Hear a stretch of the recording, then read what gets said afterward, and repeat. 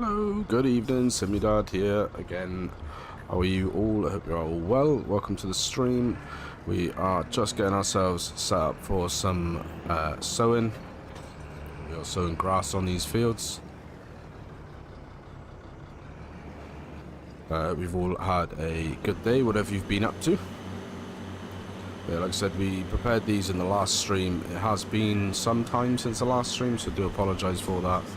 We've just been dealing with illnesses and stuff in the house, which is always a buzz kill. We are, yeah, like I said, just seeding some grass here. Just ready for the next season, because we'll need a good solid supply of hay for when we eventually get the cows. I did realise after the last stream that there is another field which we own, which we haven't done any prep work on.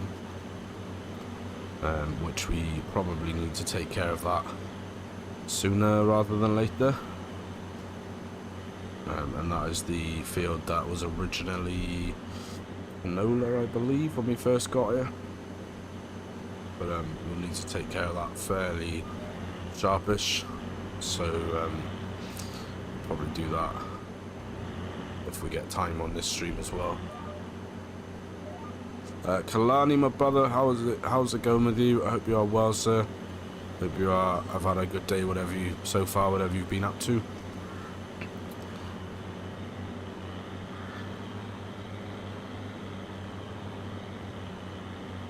I'm hoping as well this stream that we'll be able to get some fertilizer down on the fields.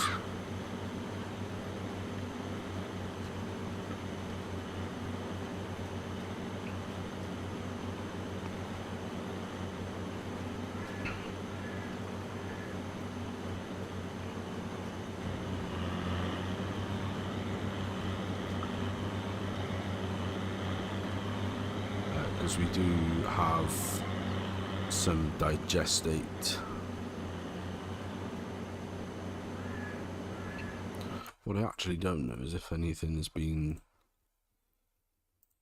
no, I haven't activated the digestate fertilizer factory, so that would be handy.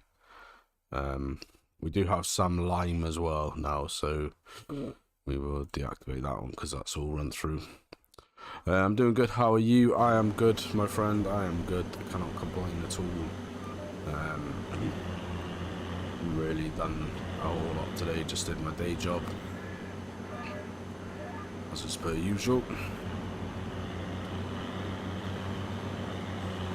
And then, yeah, just the usual stuff. Tea with the kids in bed and that kind of thing. So, yeah, it's been not a bad one. How about your day so far? I know it's early where you are.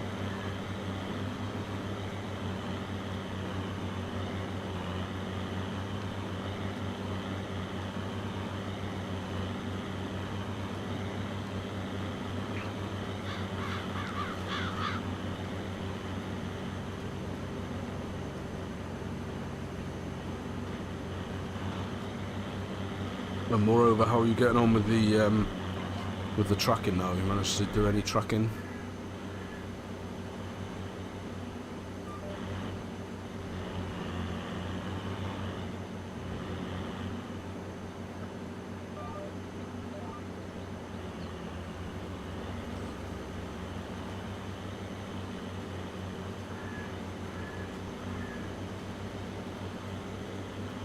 Remember from the last stream that we did on this map, this field is really awkwardly shaped.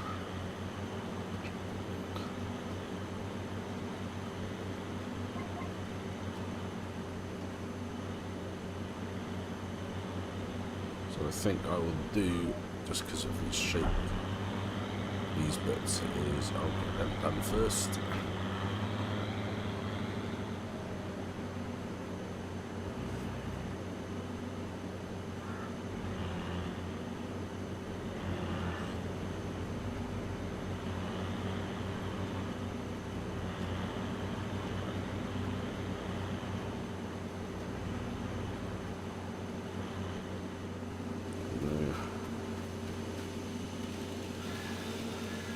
Take these trees out because they're in my way.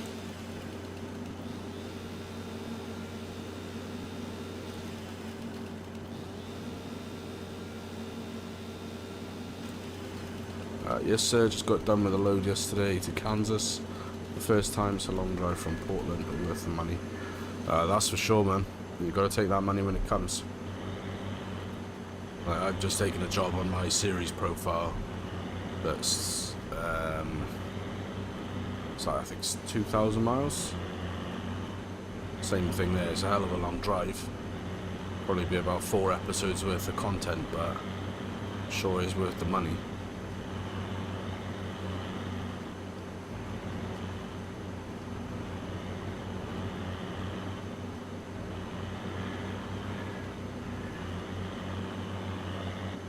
Let's back up, we'll just caught the fence.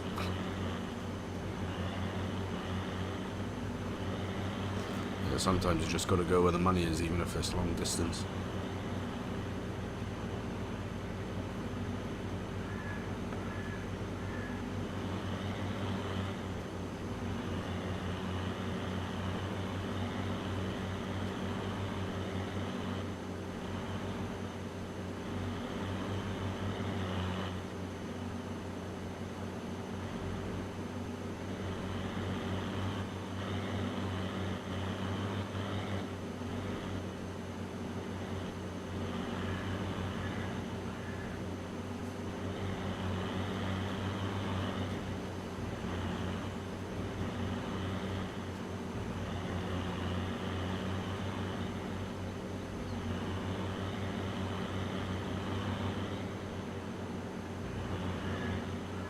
A good money generator on ATS, if you can get them, is boom lift loads. They seem to pay really well for some reason.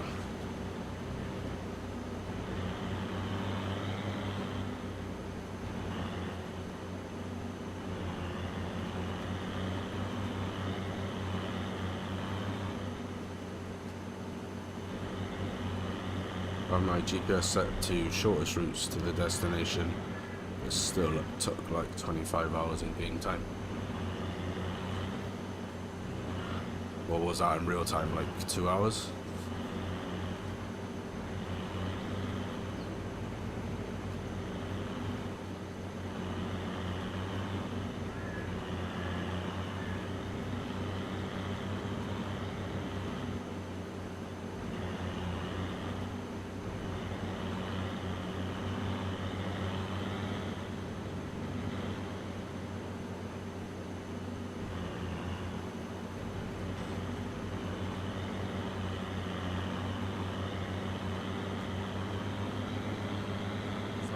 Bit done.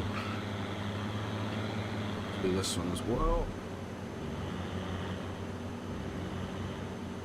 I'll say, because this is going to be grass, we should only need to do this once. It'll just give us a better yield every year, and then it'll just be a case of keeping it fertilized, keeping it limed and stuff. Yeah, 2, maybe almost 3. Yeah, I feel you there, buddy. Did a job down to, I run the Reformer Mexico map mod on one of my profiles. I did a job the other week down from somewhere in Texas, I think, all the way down to southern Mexico. And that took, that was about 3.5 hours real time. So yeah, it's a long old, you can rack up a long old drive on there. Evening sir, evening Scruffy, welcome in buddy, hope you're well. You've had a good day. In fact, I know you've had a good day because you've been out driving real life trucks. We are just seeding our grass field here. One of the grass fields.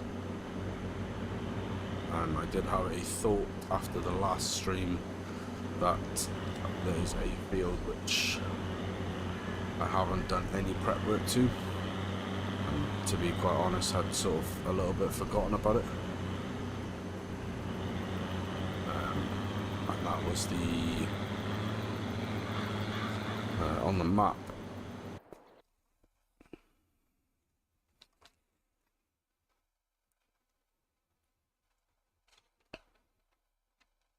On the map, it was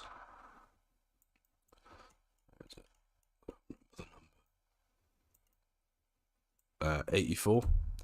It had wheat in it when we bought it, or when we started the series with it, so I forgot about that one, so we've done no prep work on that field, and I haven't thought about anything to plant on it either, so I will need to head on over to that place at some point to lay down some seeds in there. So I do think it's probably going to be a heavily seed focused stream tonight.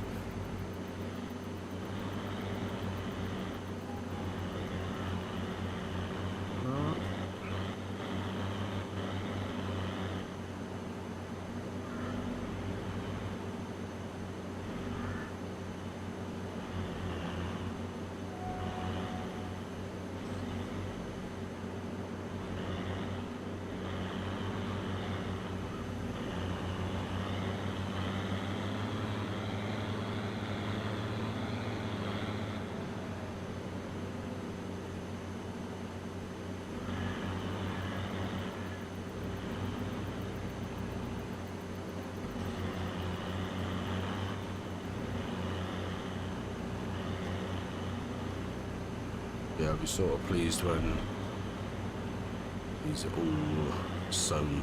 It should only need to be done once because it's going to be grass. And then we should be from there.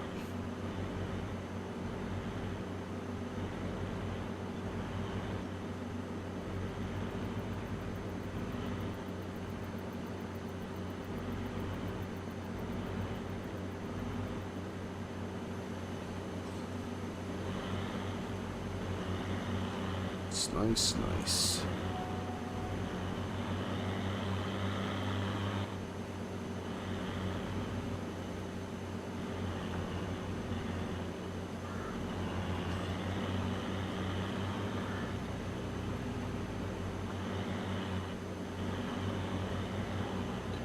Do I watch F1?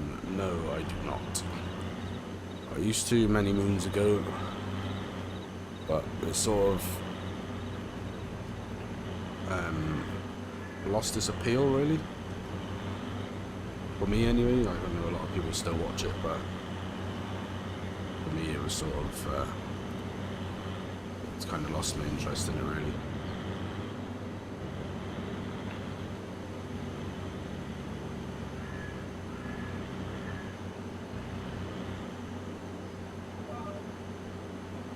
How about you? Do you watch it? I assume you do.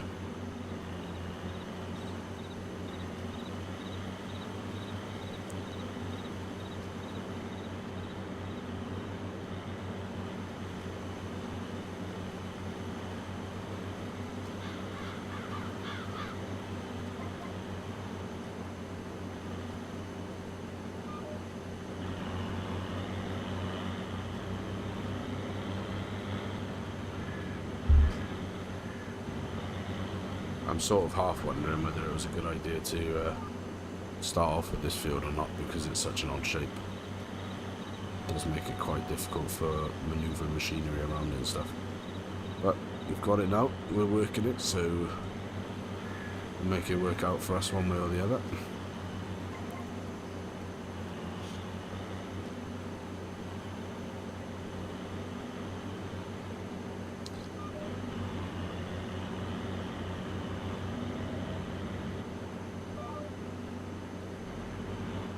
Hello, Mr. Linuen. Hello, sir. How are you? Hope you're well. Welcome in.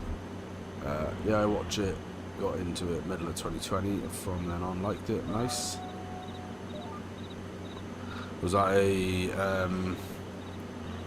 sort of pandemic-related interest that you took, or through boredom because it was the pandemic and you didn't have much going on, or was that just sort of something about it tickled your fancy, so to say, and you just sort of got into it from there?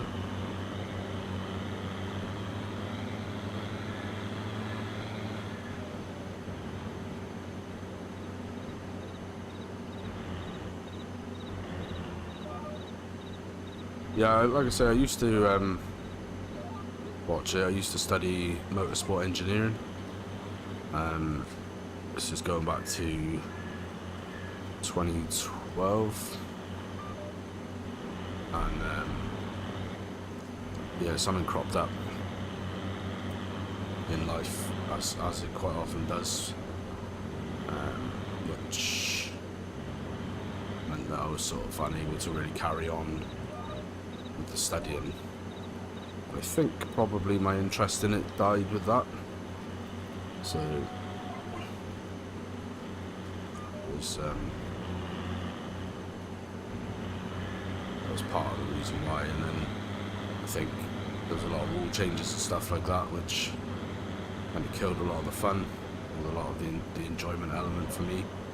And then I was sort of, yeah, just found other things then. And now I don't really watch a lot of sports altogether, to be honest, whether it's ball shape, bat shape, car shape.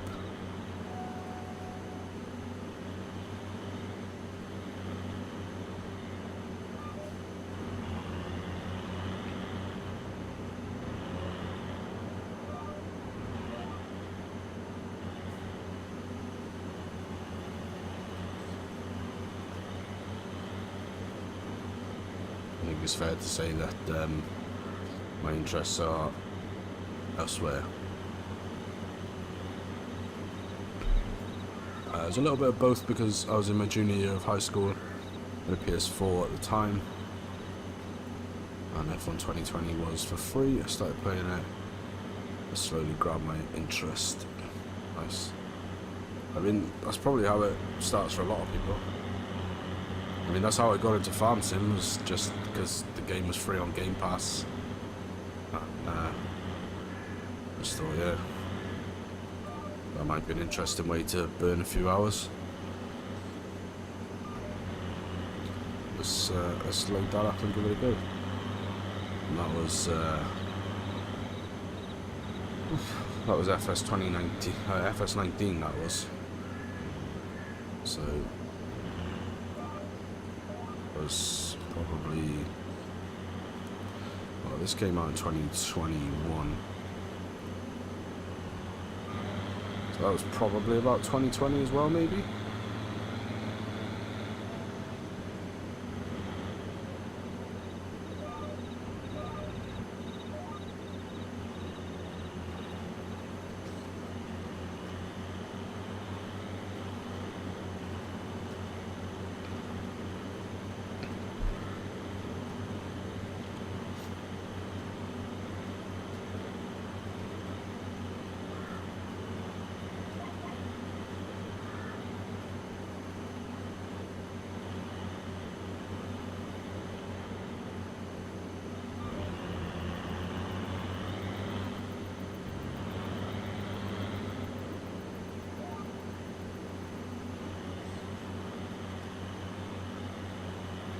Yeah, I think what we'll need to do before we put some lime and fertilizer down on these fields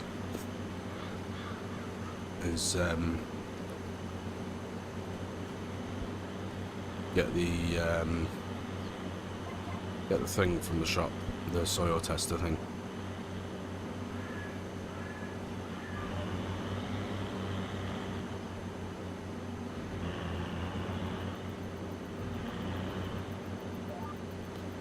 If we put it on without getting samples, it won't apply the right rates of fertilizer and lime, which they're sort of at a premium right now, so we need to make sure that we're using what we've got sparingly.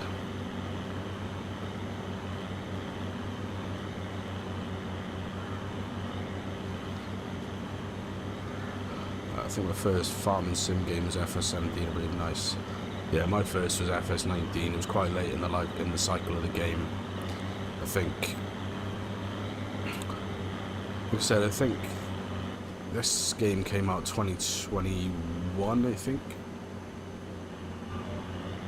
at the end of 2021. It's like November time, just before Christmas, and I think I'd been playing FS19 for about a year or so when this came out, so yeah, probably the end of 2020 is when I started playing FS, when it came on Game Pass.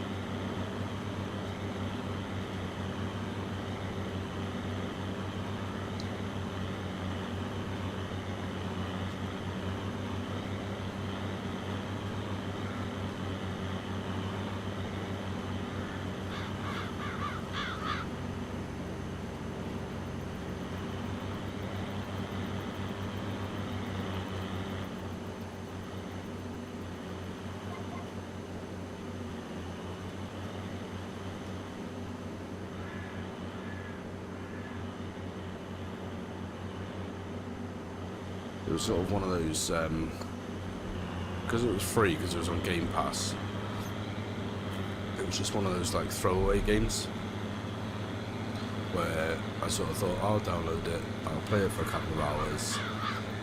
There's not really much else going on. It's just pandemic and everything, you can't really do anything.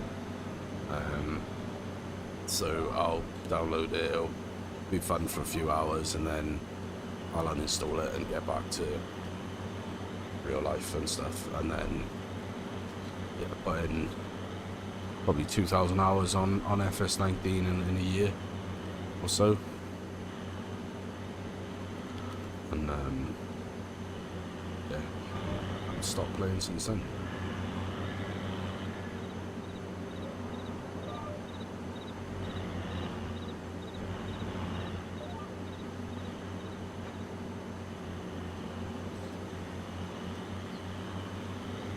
And then obviously more recent, well, in the last year, I've obviously been playing a lot of tracks as well.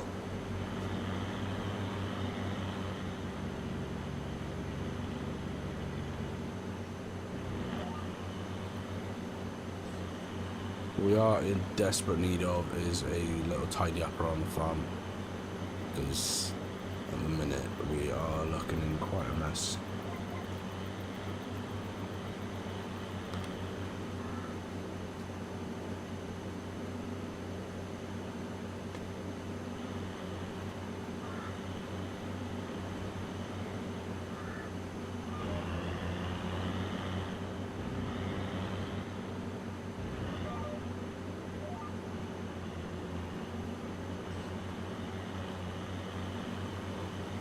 The grass fields only rolling in as well. Mustn't forget that. I do actually as well need to check what contracts are up. I forgot that we're in a new month now. There's some baling contracts. Harvesting. I don't know if I want to do another sugar beet.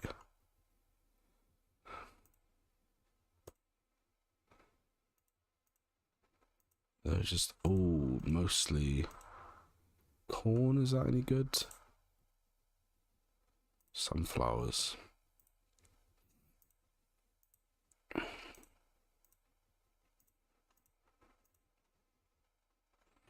What if we new contracts?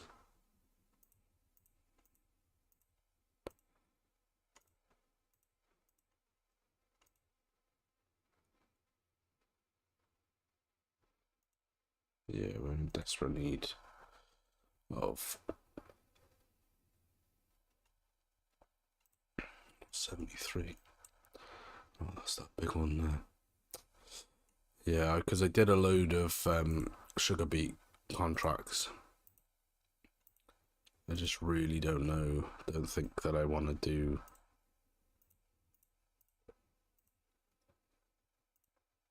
any more, you know? Well, it's 115k. We do need money.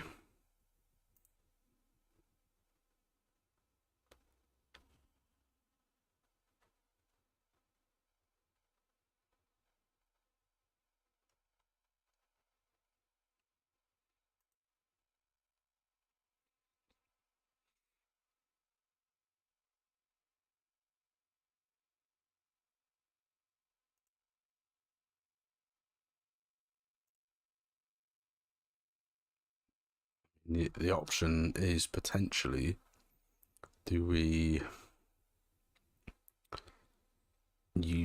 do it and pay a worker? Well, it's there for now. We can come back to it. I didn't think I would play far that much, but then somehow it caught me interested from then. Still to continue to play it. Yeah, I think that's a common story, my friend. Like, a lot of people that get into farm sim don't realise sort of how addictive it's going to end up being.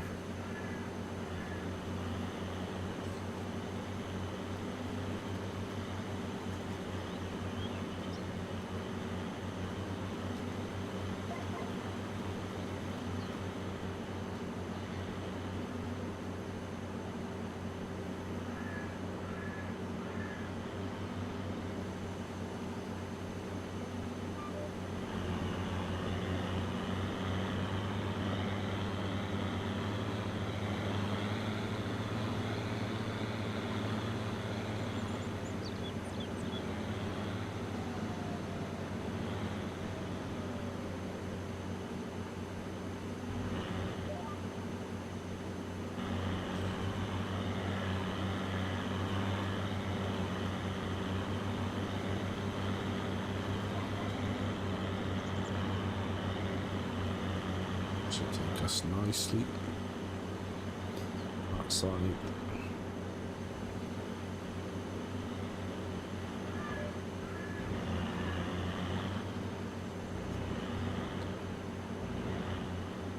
I think mods really helps bring this game to its full potential.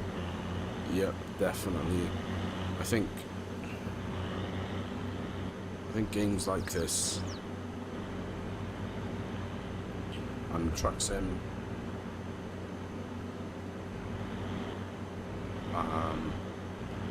really thrive off the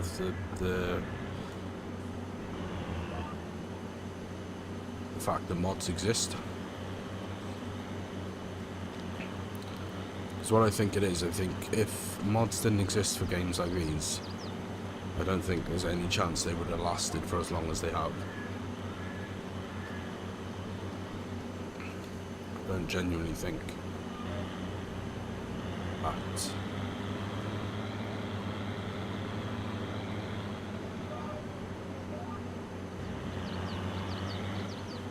farm sim would have lasted like a 3-year cycle if it wasn't for modders bringing new stuff to the game all the time. Because for me personally, the stuff that Giants brings out for it, it's not that much of like a deal. It's not like that much of a deal for me, in the sense of it's not what keeps me playing the game. It's the new mods that come out that keep me playing. Like if there's no maps that ever came out for the game, or only Giants ones, then you think at this point we would only have 5 maps for this game. Which, when you consider there's probably well over 100 maps on Mod Hub, plus the countless others that aren't on Mod Hub, you know, that's what keeps the game fresh, is the ability to move around and play different styles and stuff like that. So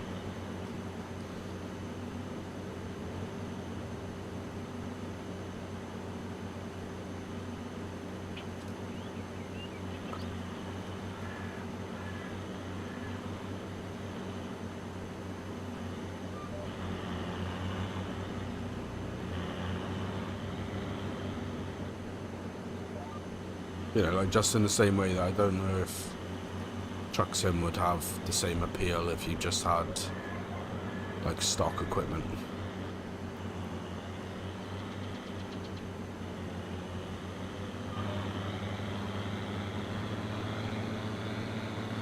That's definitely true. It also sucks that console is running limited to what type of mods they get from this game.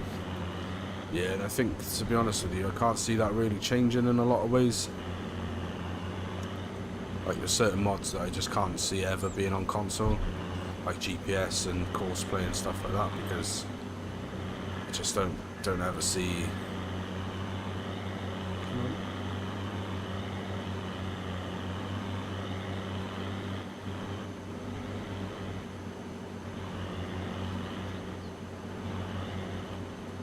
I don't ever see consoles being able to adopt that kind of mod.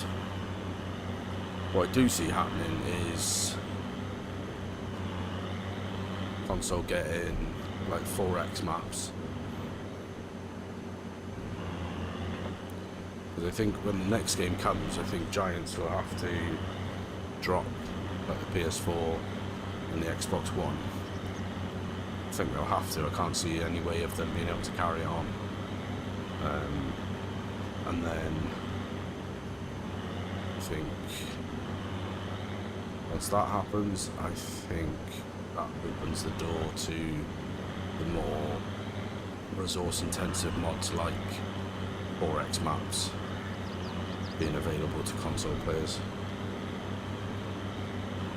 But I don't think that script mods will ever come to console.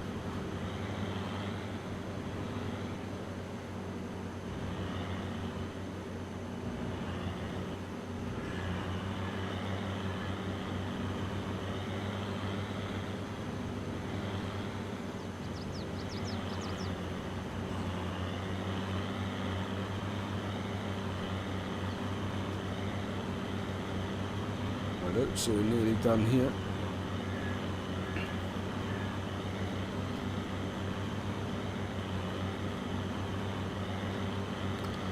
Probably the next best thing to do is to do the grass field over there as well.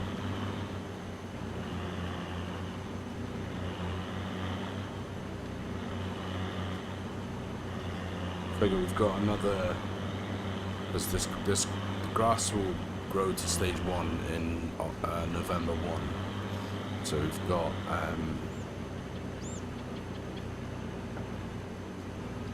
in essence we've got probably about another 4 streams to get these grass fields rolled. So I'm not going to worry too much about doing the roller in of these fields now. Especially because there's that other field.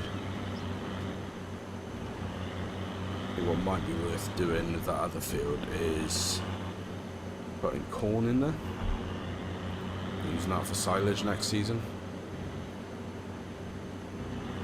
Which if we do that, then that saves us a bit of time as well, actually. Well, not a bit of time, but buys us a bit of time, because we haven't got to plant that until probably April time.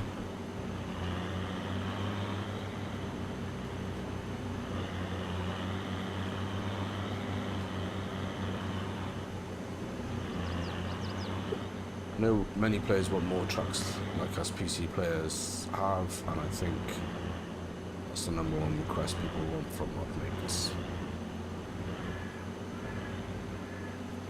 Yeah, I think I don't really understand fully how it works, and I think that's more of a licensing thing than anything, is that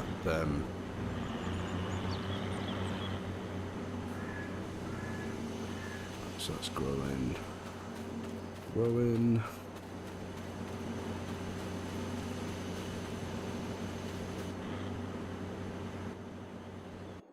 Let's have a quick look on there. No. Yeah, I think that's more of a licensing thing, is that people don't want to bring their mods to console and have to call them Lizard XYZ.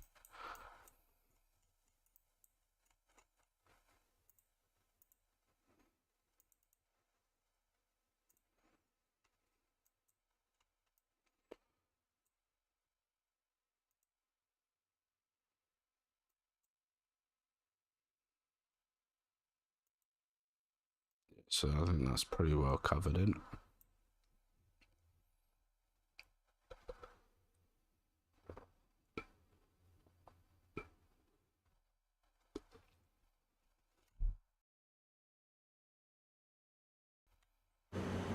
So we will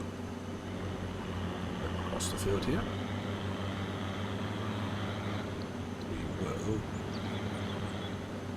What we will actually do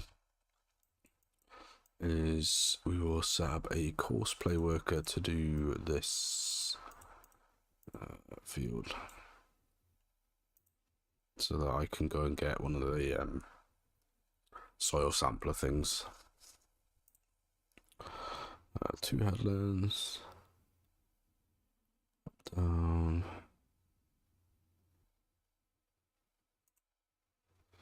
down, sharp, field course, open course, start job.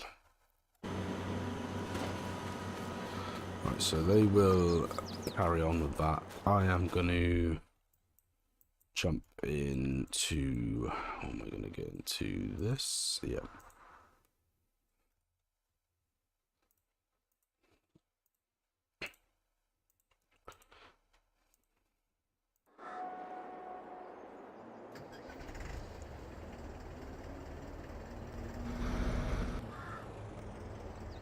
Just drop the weight there. Check the sales as well over here. Nothing of any real value to us right now. So what we want to pick up is in miscellaneous, I think, some of these soil sampling units, so at least that. I think. Oh, actually,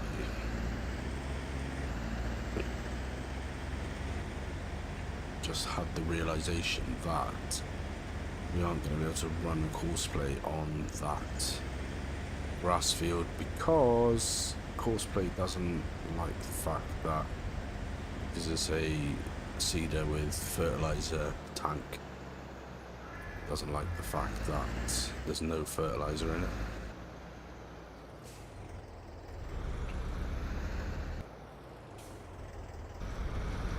But do we have fertilizer? In which case, if we do,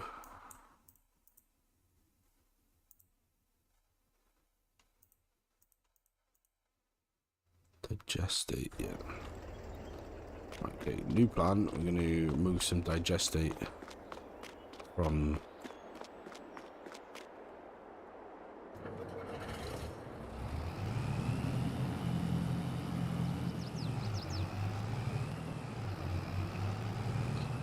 digestate fill points over here.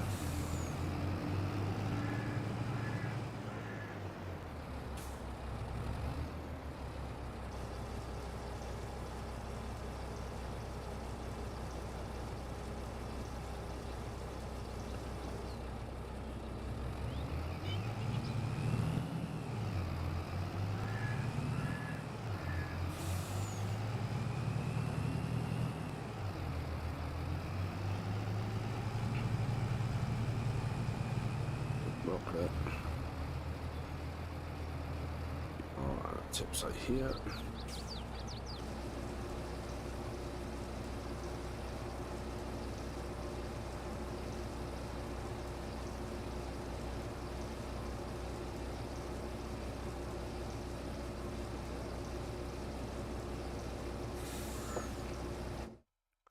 That should keep the fertilizer factory busy.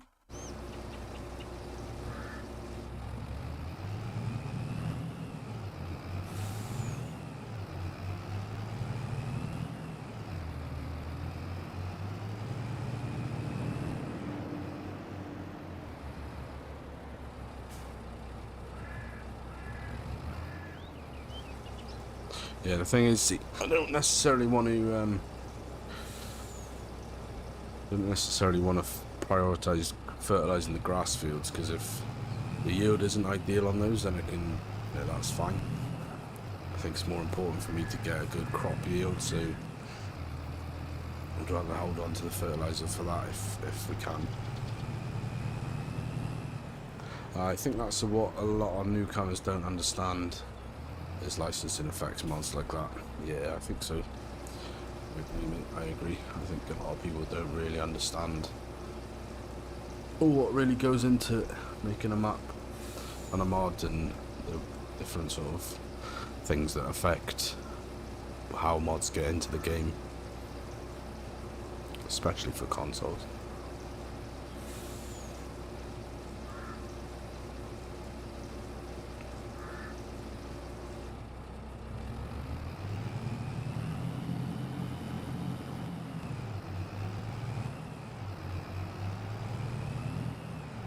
There's only a little bit left in here, but we may as well get it all processed through. I think, off the top of my head, that the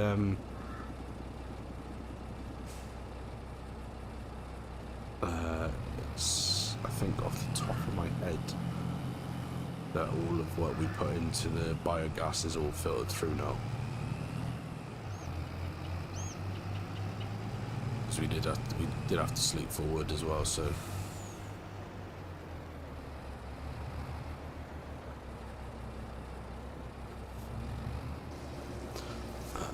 I really love these FS streams you do. It's a nice chat and talk type of vibe. Yeah, I enjoy doing them, to be honest, man. I know the convoys and stuff on a Sunday, they get a little bit crazy, you know, with having so many of us on and game glitches and stuff like that, so I know those could be a lot. But yeah, I enjoy doing the farm sim ones. Especially this map. This map's awesome.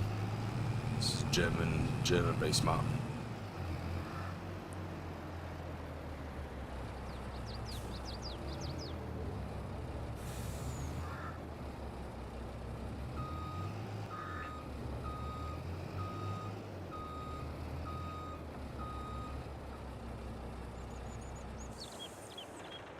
That. I'll pick up the old soil tester thing. And we'll go and take some samples. To be honest, I haven't done samples for ages because I've been my single player saves and multiplayer saves that I've been on.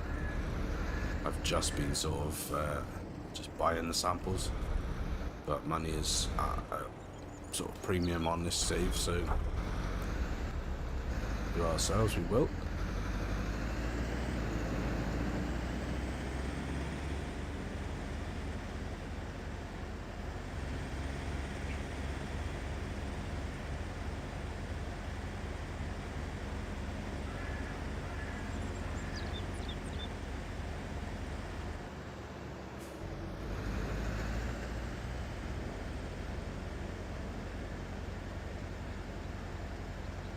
So let's start off here.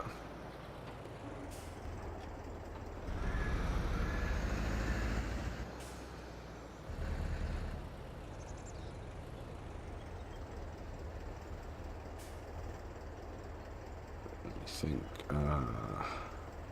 B.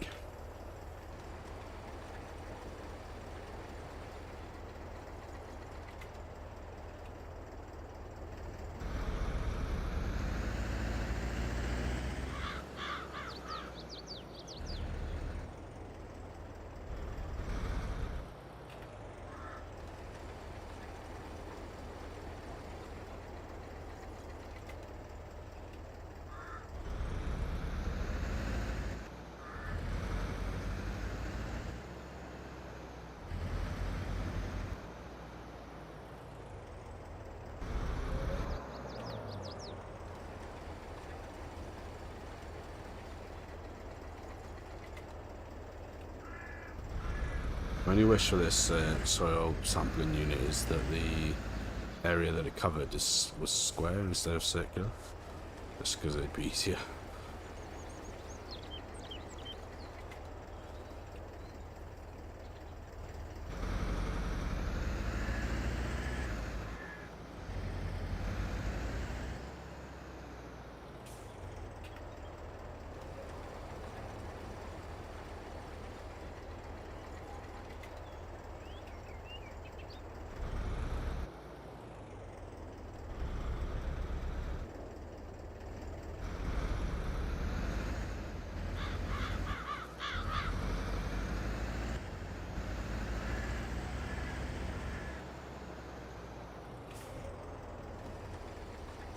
Yeah, doing it ourselves, this should save us a fair bit of money.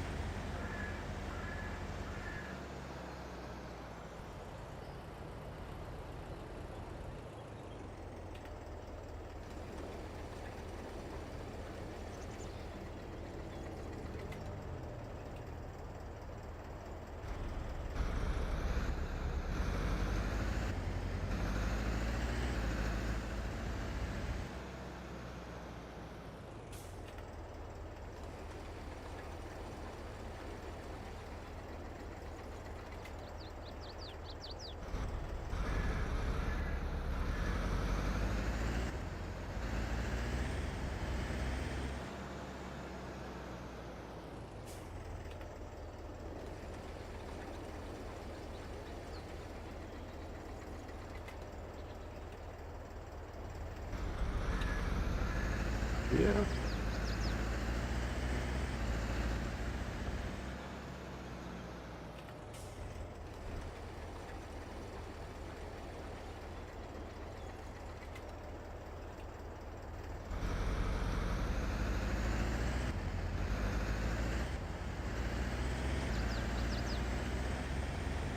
Try to get this bit down here as well.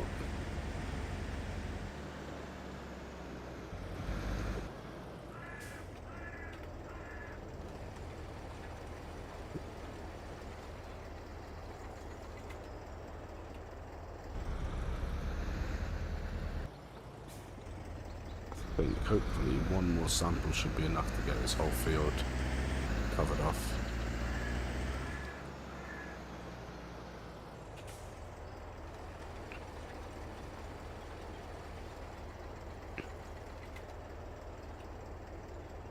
Send those for sampling.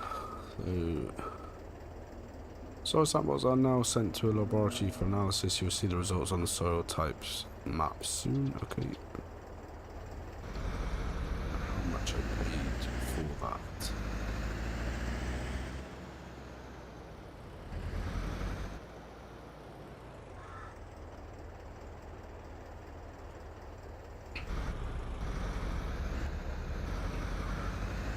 Yeah, so they've all gone off to be. So that was 1,200.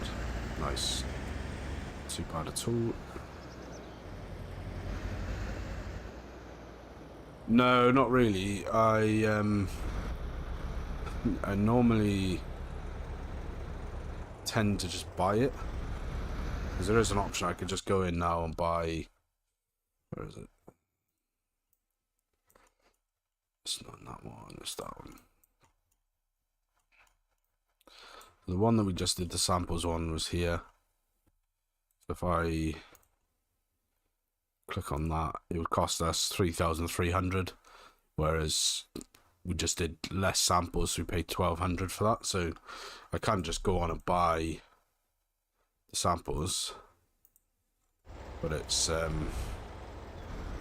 without having to do the sort of picking them myself. But it does incur an extra cost of doing it that way. And you do have to renew them every few years, but I think it's not that, I think it's probably once every 3 or 4 years you'd have to get a new set of samples done.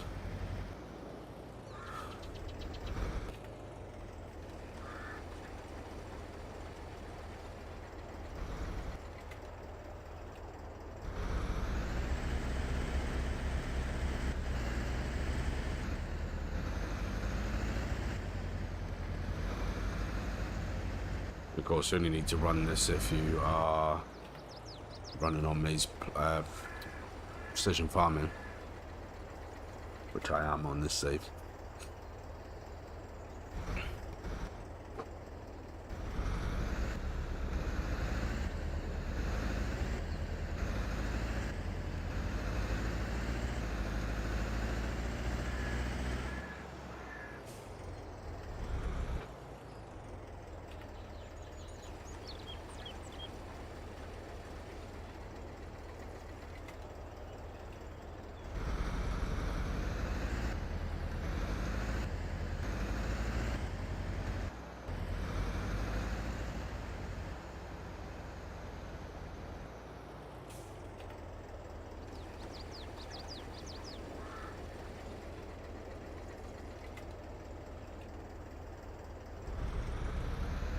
around.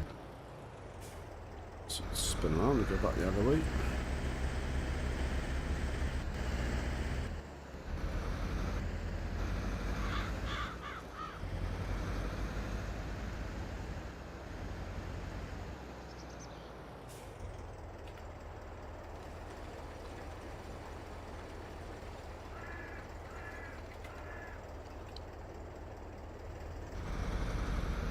I think with the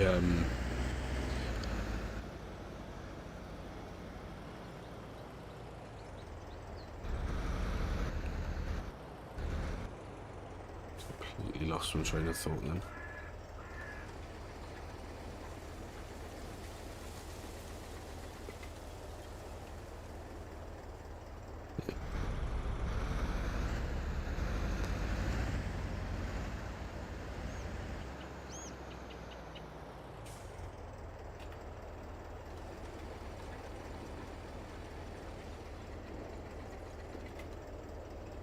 Probably another 2 more on this field. 1 more if we're lucky. I feel like we're probably going to need to get 2 more.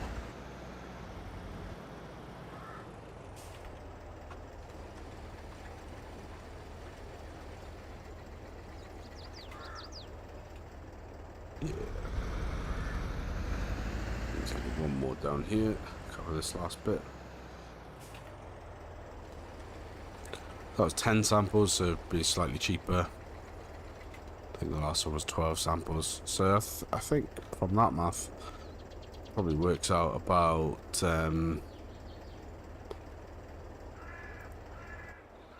$100 a sample. There or thereabouts. So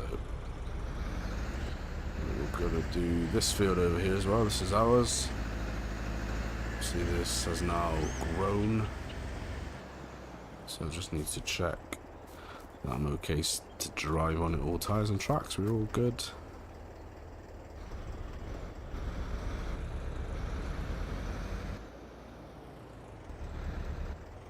We do need to break this out for weeds afterwards, so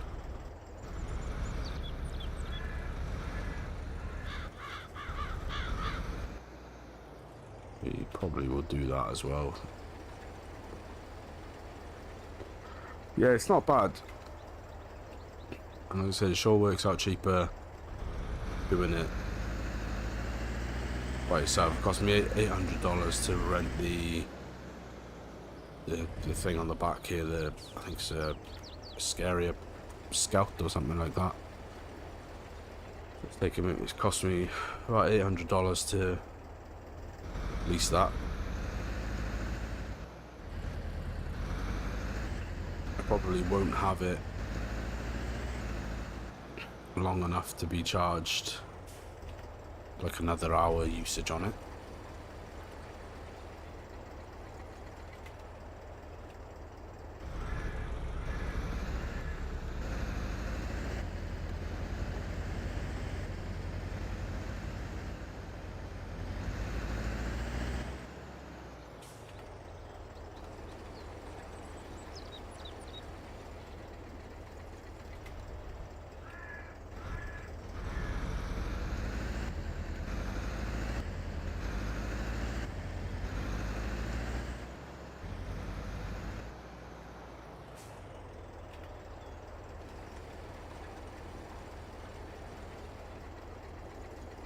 I think we will we'll get a rake as well and come and get all these weeds out. Do that soon before I forget, and then lose out all we've got to buy. Invest in a herbicide spreader, like a liquid herbicide spreader.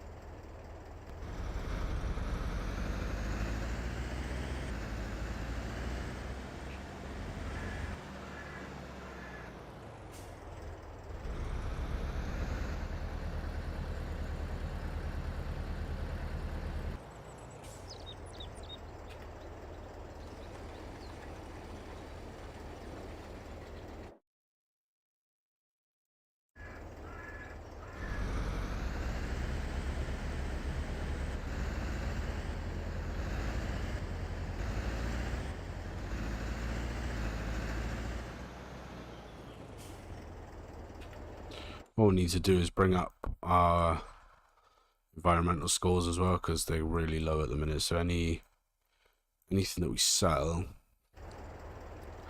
is we're gonna end up losing money on it, because we're gonna get an environmental impact negative bonus. So where they take money, yeah, I didn't think I could.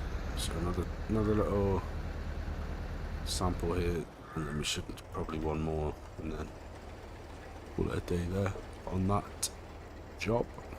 Although I do have to do the other field.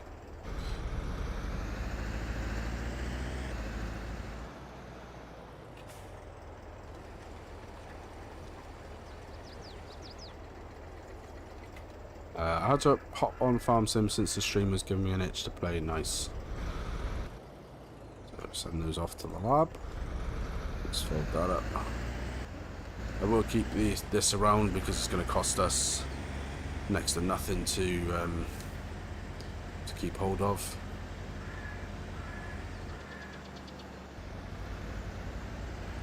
We'll need it for the other field as well. So that was 1100 for those samples.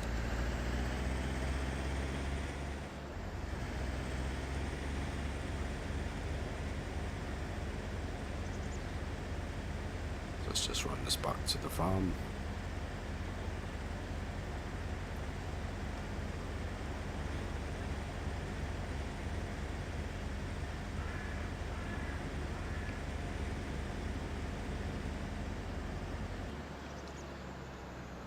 Just fine for now.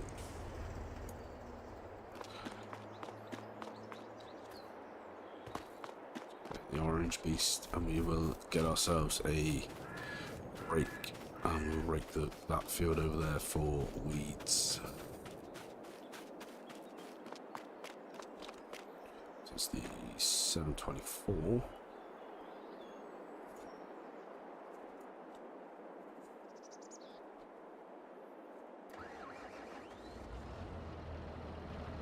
Annoyingly, I think I've missed a little patch there, which I'll have to come back for that.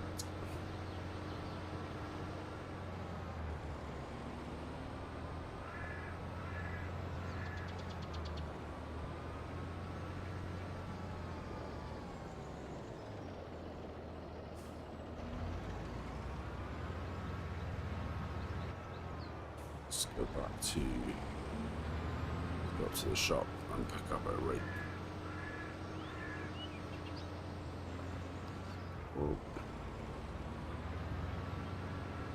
What map are you currently playing on, Kalani?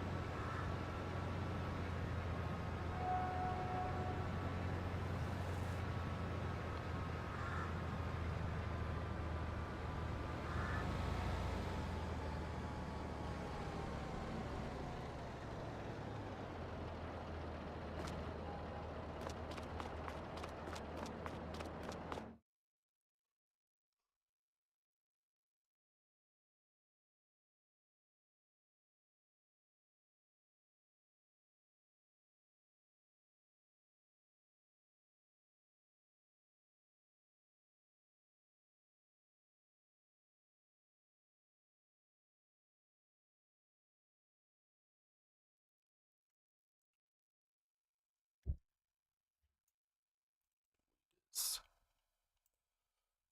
6 meter, 9 meter.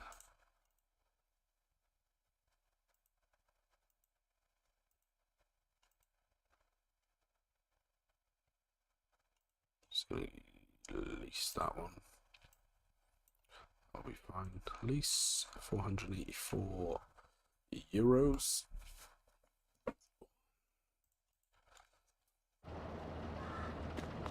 Let's get that hooked up.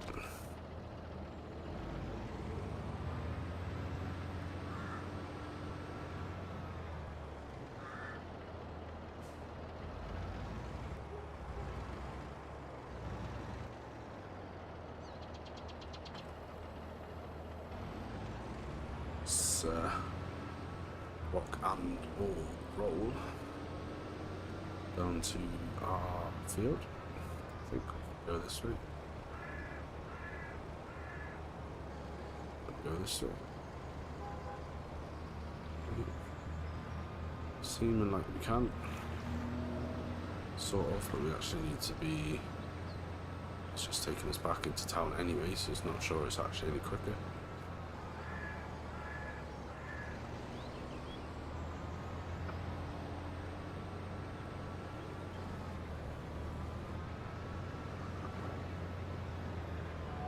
Actually needed to go down that turn as well. So now we go back through the farmyard. Playing on simple Midwest, it's a real fun map with fields I like to farm. Nice. I mean, that's to me, mate. That is the ultimate thing about any game. It's got to be fun for you as the player, right? If you're playing it and you're not having fun, then there's really no point playing it.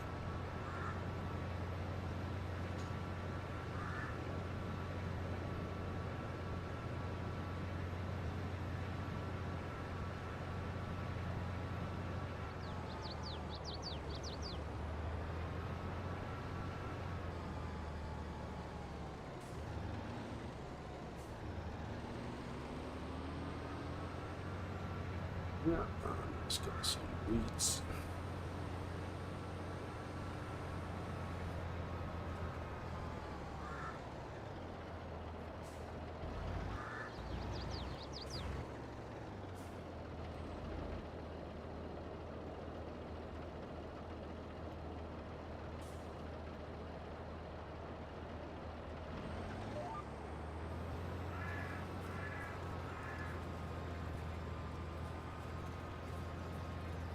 So,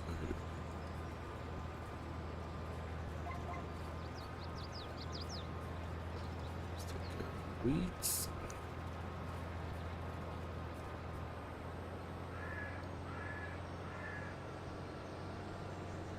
Come all the way up here.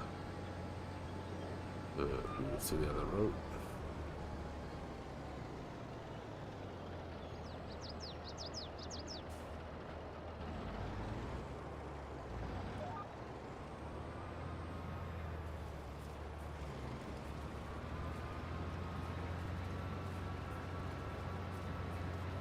Just taking the weeds out.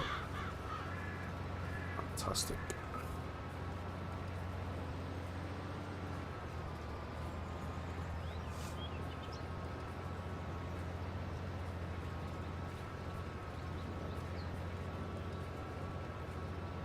For sure, that's definitely true. Yeah, 100%, man. Like, life and stuff is stressful as it is, so you don't then want to be you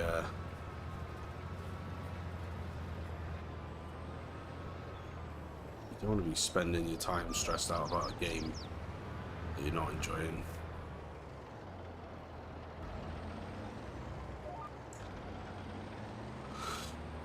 You know, at that point it's probably worth finding a new game to play. Just can't believe how much PC changed my gaming life, you could say. They opened up a lot more for me to enjoy. I'll be like this. Yeah, for sure. Like, when I got started on Farm Sim, I said I started on 19. And I played that on Xbox One. So it was all console. I didn't have a PC back then. So sort of all console based. Built myself a PC in the middle of pandemic and that, and yeah, I haven't looked back since. Don't know where I'd be without a PC.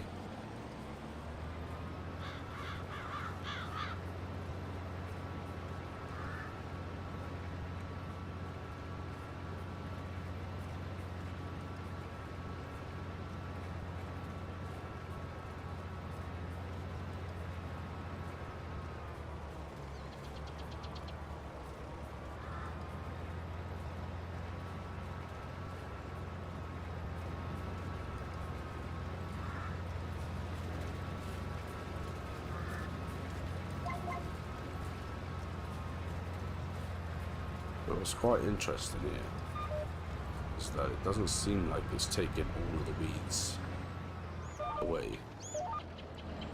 It's just taking some of them away.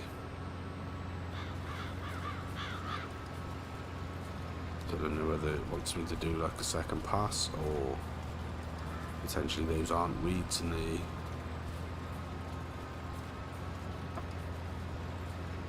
quite happy to leave them there.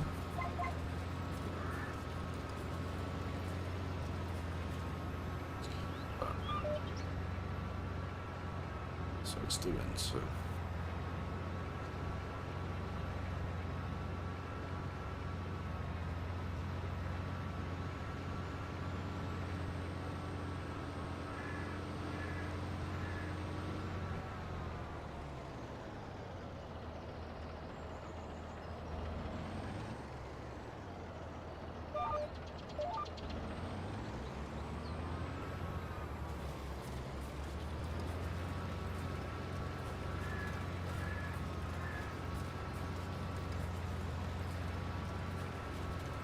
To be honest, console can only get you so far in a game mode. I always told myself PC wouldn't be worth it. I was sure wrong about that. Yeah. I think there's certain game titles where it probably doesn't really matter too much whether it's console or PS4 or like or Xbox, PlayStation, whatever. You know, think like AAA titles like The Last of Us and stuff. Like, I can't say from experience, but I can't imagine that the difference is enhanced much by the fact that one is on PC, one is on like a console. Imagine that the actual gameplay in the series is much the same on both PC and console.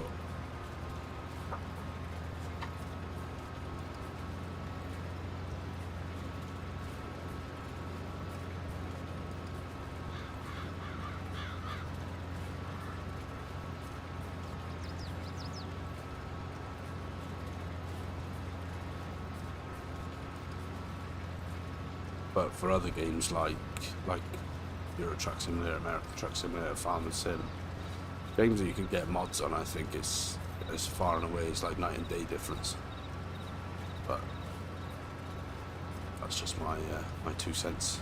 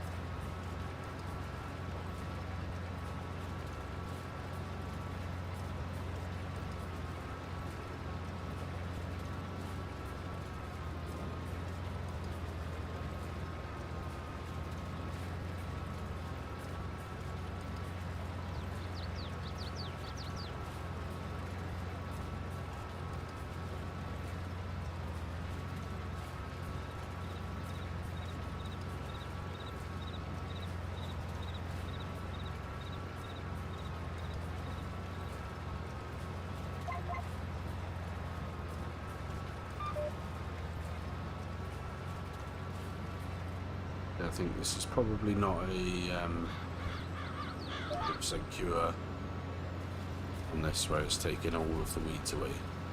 It's just taking the majority of the weeds away, which is not too bad.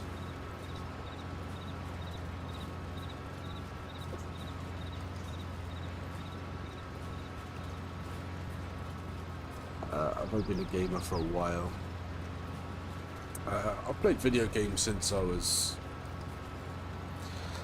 young, man. Probably like, I'm 34 now. Started probably when I was like 8 or 9 on a Nintendo 64 and a SNES at the same time. So yeah, probably, what's that? Probably like 26 years or something.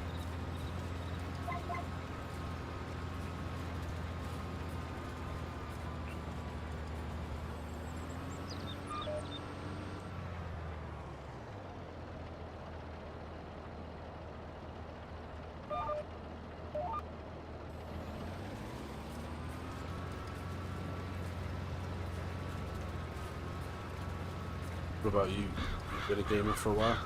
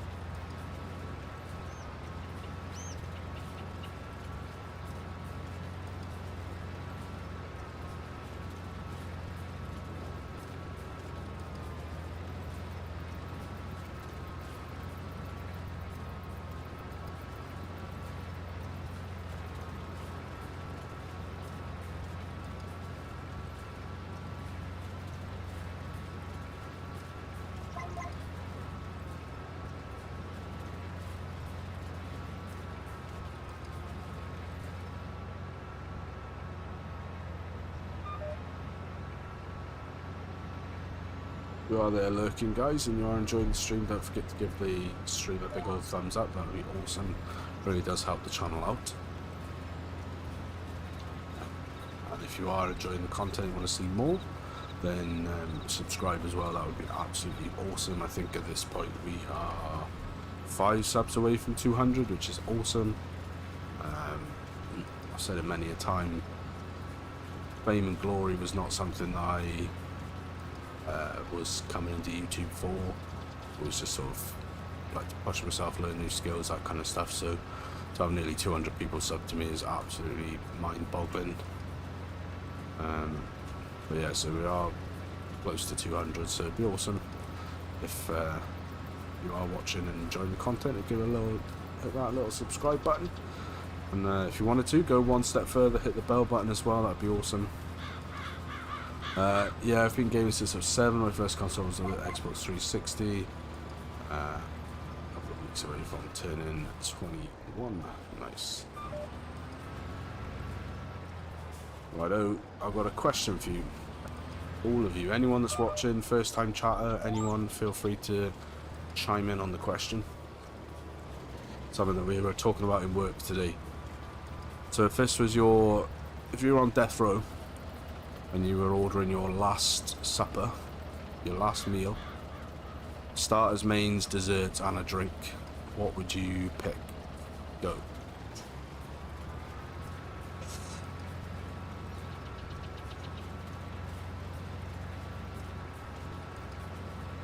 Last meal you'd ever have, what would it be?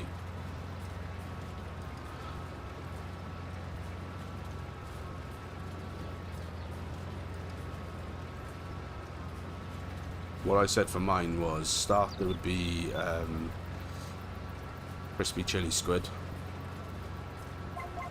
Main would be a steak, rare steak with butter prawns, butter king prawns, with some beef fat, chips, fries, that's what you guys call them, onion rings and a pepper sauce on the side, a cheesecake for dessert, and a nice ice cold Pepsi Max for that. Then you went porterhouse steak with a side of baked potatoes and french fries. Good choice, sir. Good choice. What about starters and dessert and drink?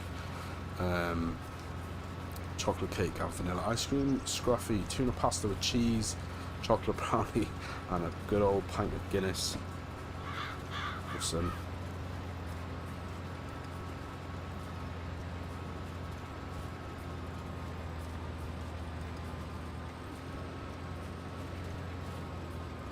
Gives you some insight into the absolute tripe that we talk about in work. But it's interesting to see what people go for. Like one of my colleagues' last meal was a McDonald's Big Mac meal. I was like, really? It's the last thing you'll ever eat, and you want a McDonald's Big Mac. All of the things you could have chose, anything you could think of, and that's what you picked. Good old house salad with Italian dressing for start is nice.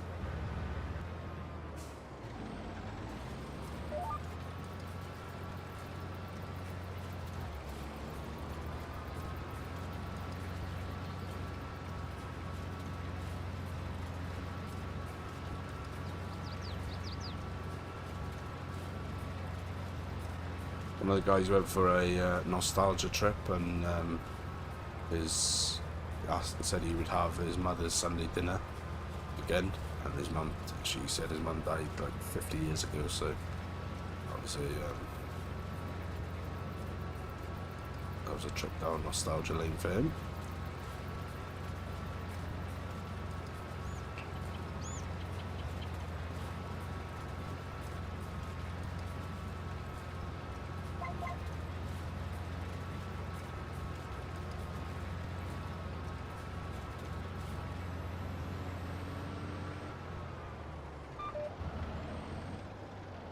Medium rare steak with hot white rice, side of corn, Heineken Light, and a chocolate ice cream. Nice choice.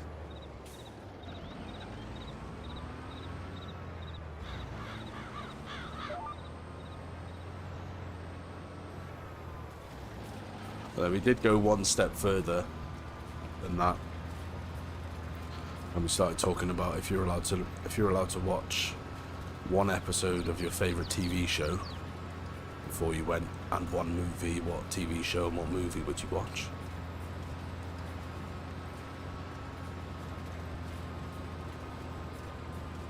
For me, I picked Peaky Blinders as the TV show, and Forrest Gump as the movie.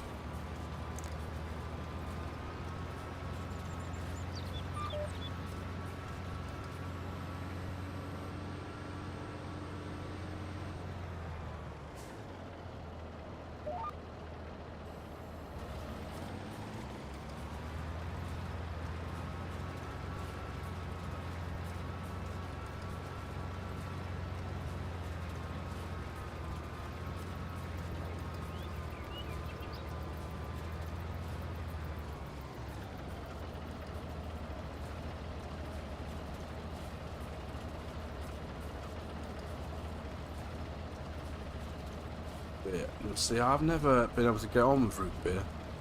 Don't know what it is, I just don't really like it. Tried it a few times, I just don't really like it.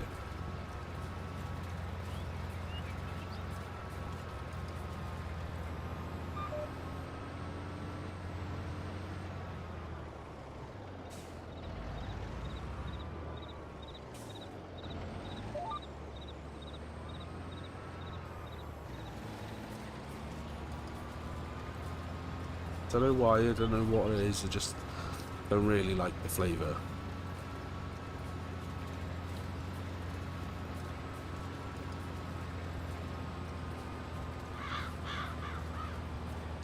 Might have been able to tell that it was a slow day at work today.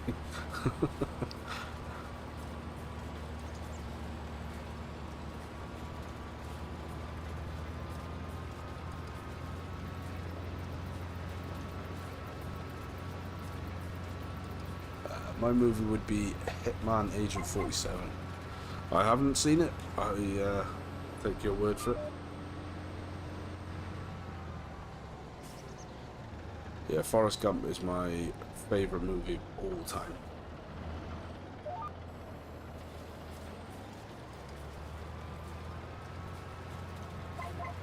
Watched it hundreds of times in my life since I was a teenager, and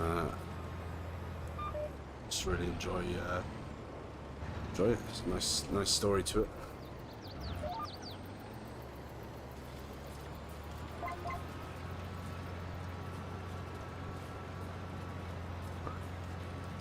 So that will do us on the rake-in, because these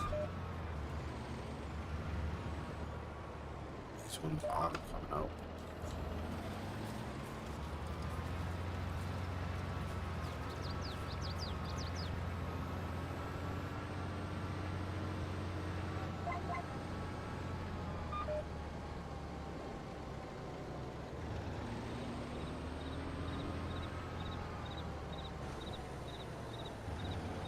That's one of my favourite movies by far. Forest Gump is always a movie I love. I always watch it with my dad. Also. Yeah, it was. Can't remember how I first came to watch it. I think it was in a box of DVDs I was given when I was like 9 or 10, and just stuck it on and just loved it. Right, so let's go and actually don't really need that, so let's drop that there. I'm gonna need that again time soon, so we won't keep that. Chuck it back. Return. Didn't actually realise we was leasing the telehandler. 43,000 to buy, not really in our budget right now. 15,000 for the crone. That's fine. So let's go and pick up the old spreader. Let's get some lime down on that canola.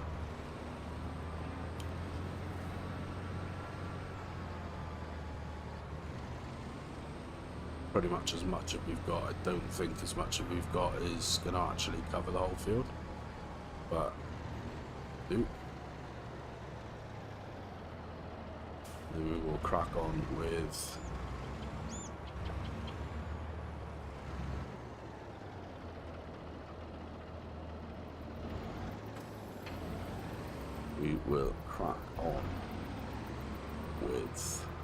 some seeding. So we're gonna need to go to our lime. That's handy actually, because the weight is over there as well. I'm gonna put the weight on the front.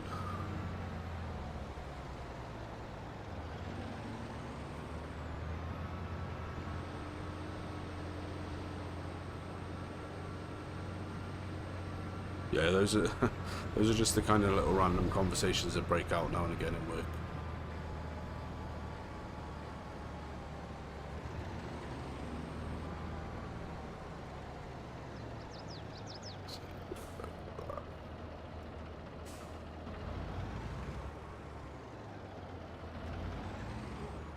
Yep, I'll stop it.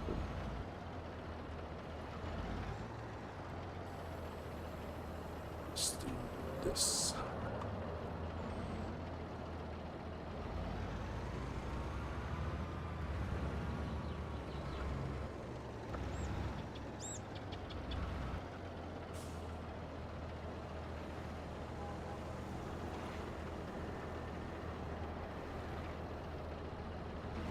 So I've got a sneaking suspicion that is not going to be enough lime for that whole field, but put on what it'll take. Try for that guy. Let's do more. Whoa. Good idea to read the chat when you go around a blind corner. Let's do more of those.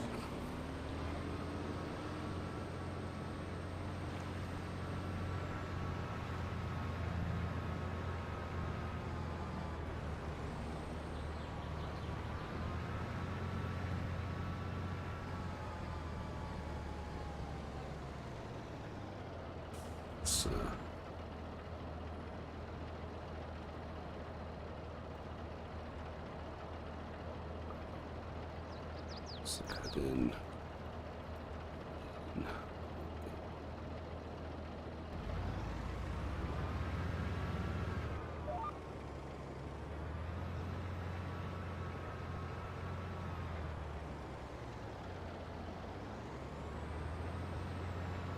I got another one in mind.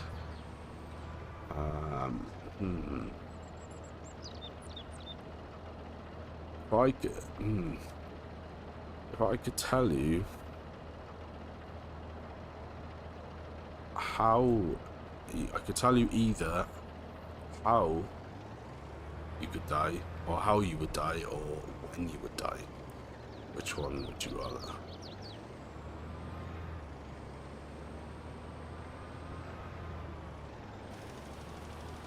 Would you rather know when you're gonna die or how?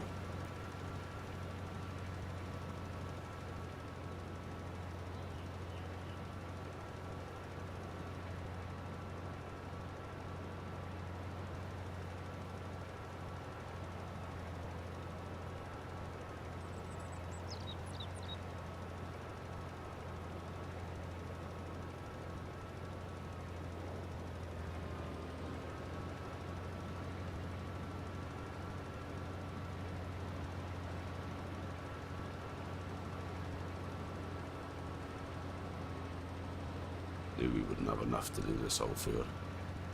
I don't even know if we're going to have enough to do one row of the field.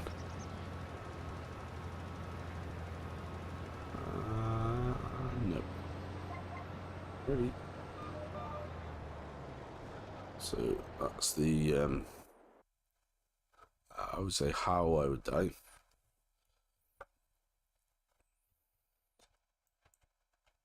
And do you say that because you think then you would be able to avoid that situation?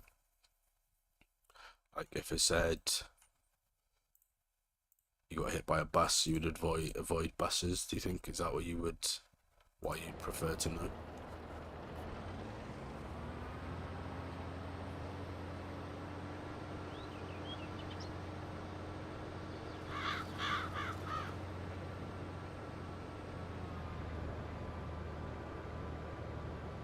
So that's pretty much us for lime. We've got no more lime, no more stones.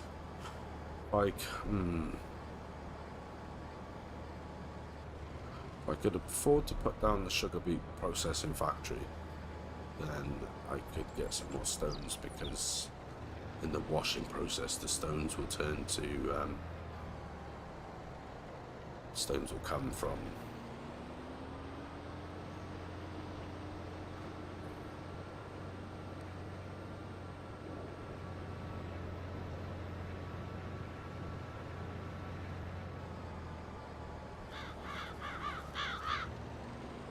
enough. I think for me I'd probably prefer when, so then I'd know roughly how long I'd have left with my wife and stuff.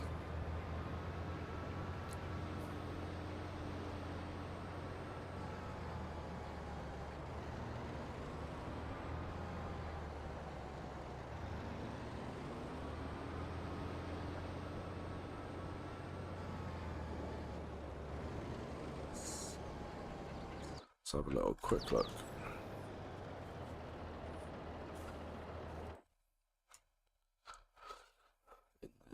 Production, construction menu, production, stone mining.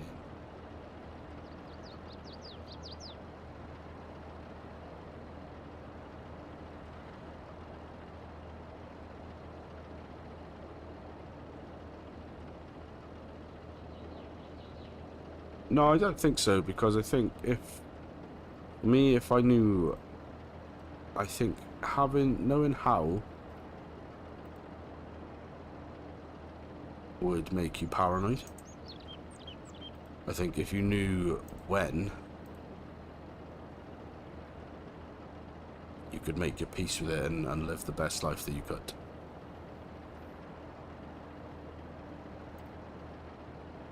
Lime and beet pulp production. Nope.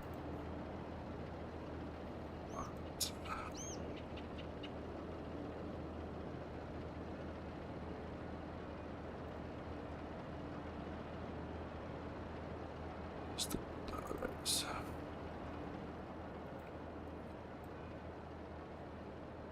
Yeah, so that's what I want. Yeah, but I'm not opposed to taking a loan, but it is. It's okay. We will crack on with some seeding. Got no more stone to go through it. I think that lime is now empty. Solid fertilizer. That's empty. So deactivate that. Is there any more to go through? All that stuff. That's.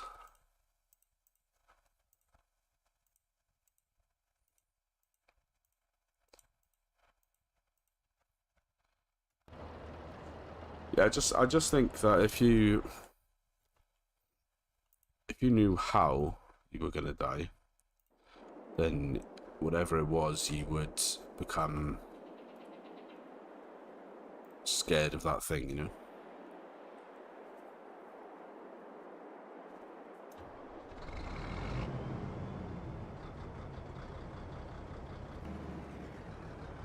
Whereas I feel like if you do when you've at least got a chance to make your peace with it.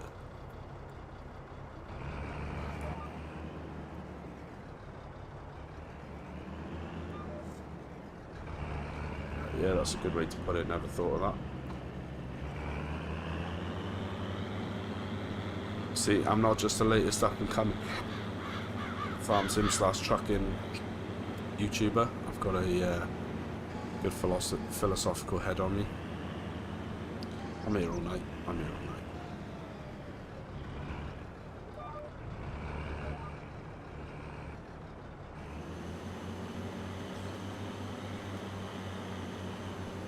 Let's get some grass done up in here.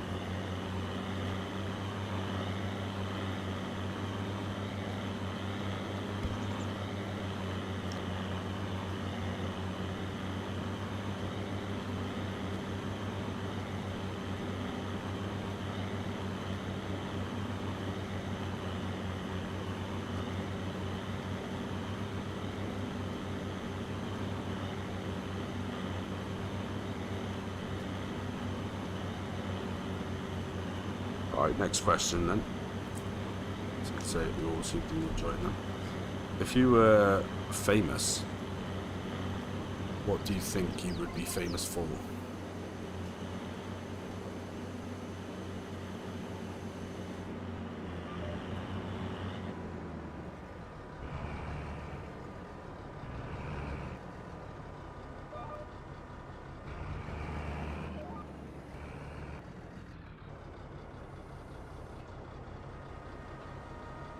Well, here's a new one for you, Kalani. Sometimes I press the wrong button and fold the cedar. Make mistakes sometimes.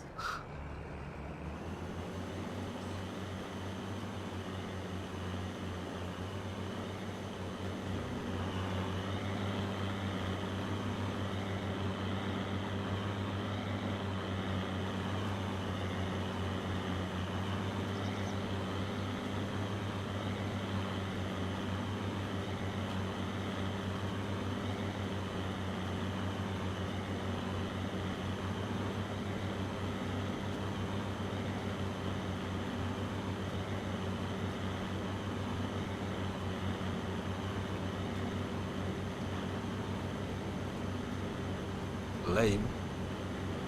What's lame then? Oh, I pressed the wrong button. Yeah.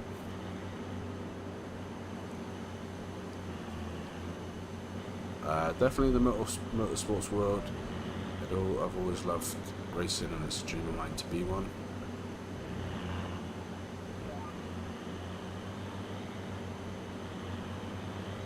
I mean, there's a lot of money in motorsports.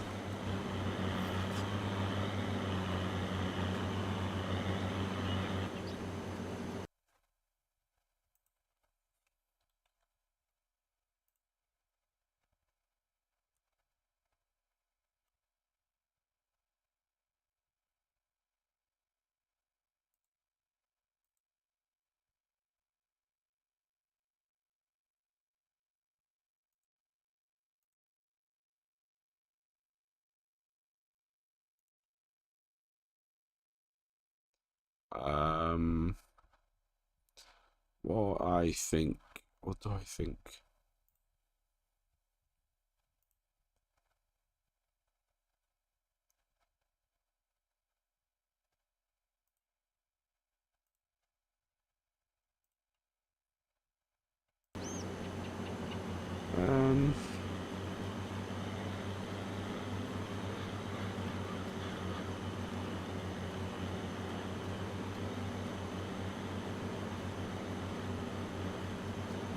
Not sports. I don't know sports. Maybe like I don't know. Maybe like in TV or something like that.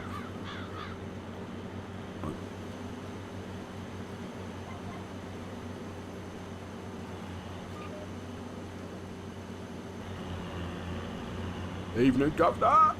Mr. F, how are you? Hope you're well, buddy. Hope your stream was good, man. Did share the word over on Facebook earlier. You get your logs delivered.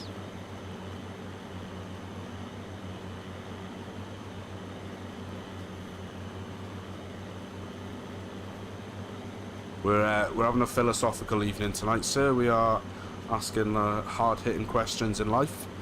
If you're having your last meal, what would your starter, main, dessert, and drink be? Go.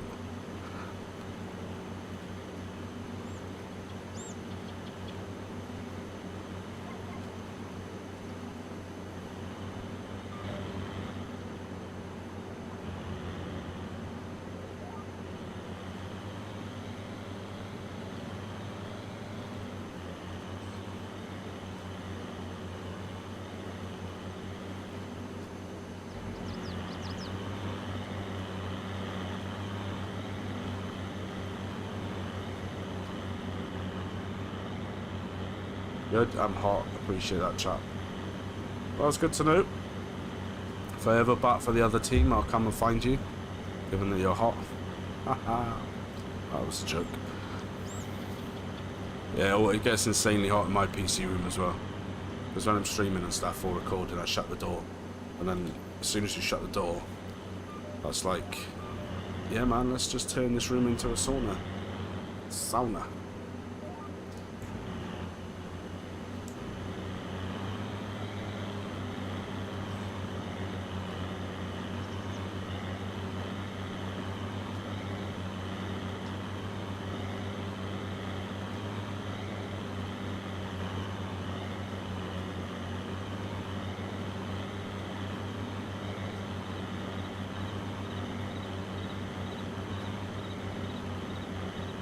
I got a view. What's your biggest fear of all time?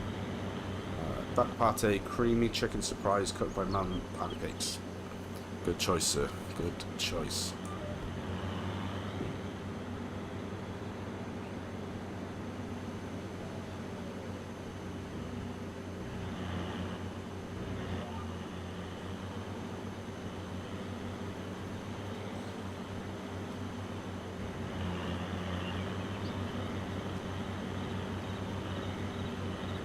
Biggest fear of all time.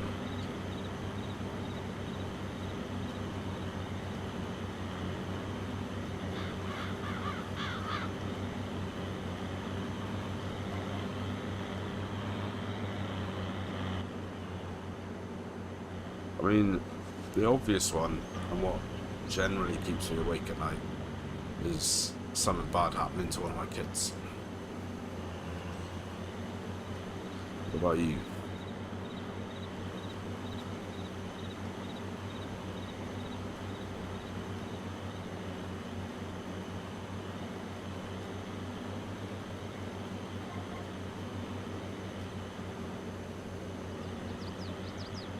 Yeah, Mr. Fargo, I had a fella in work.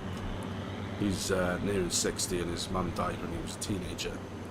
And he, because that's how the question came about, we were talking about it at work today. And he said his last supper would be a Sunday dinner cooked by his mum. So, because obviously she's been dead for 45 years or so. And yeah, that's what he said he'd crave the most. So, mum's cooking. It's always the one, my man.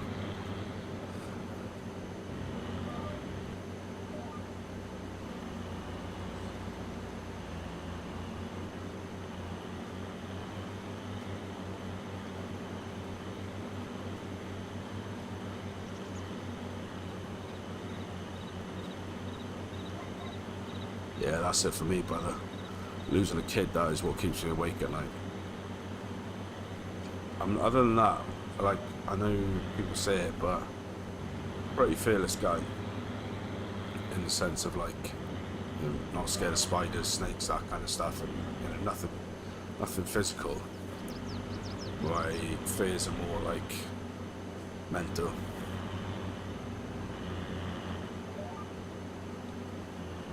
I think, you know, losing a kid is probably just about the worst thing anyone could go through. So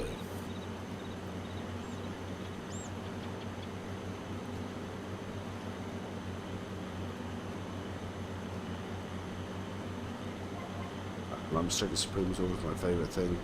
That was always my birthday dinner. I think for guys, I mean, maybe it's the same for girls, but I think for guys, cooking is there's always that one dish.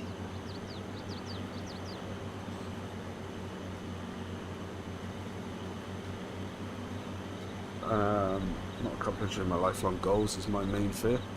Do you have lifelong goals?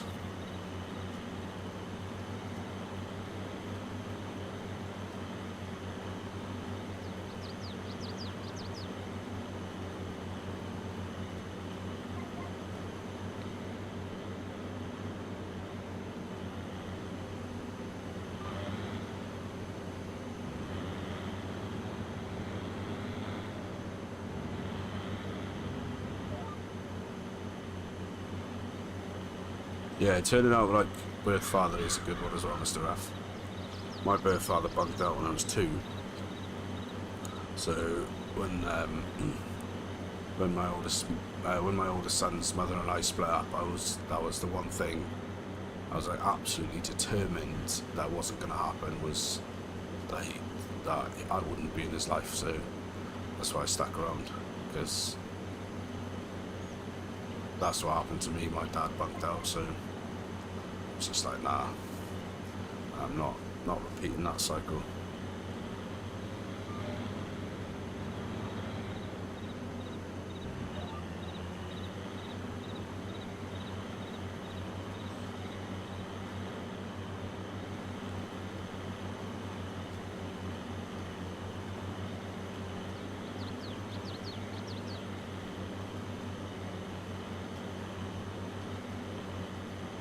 Yeah, nothing real scares me, although I get scared playing horror games, but in real life nothing scares me.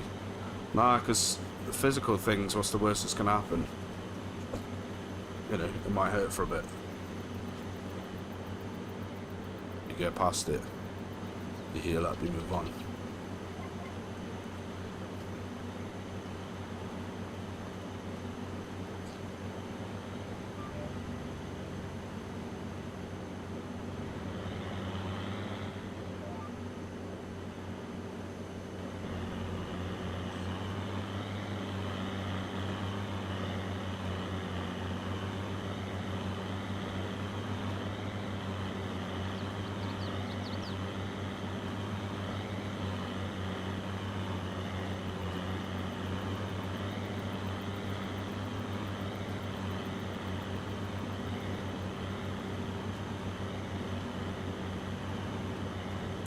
I want to have a family with my girlfriend. Ever since I met her, I've always wanted to go up there. I want a nice house, and a comfortable living style, and be an amazing father one day. Seems like you've got it all switched on, man. So you've got all the right priorities in life. When you keep up with that, you'll go far, I think.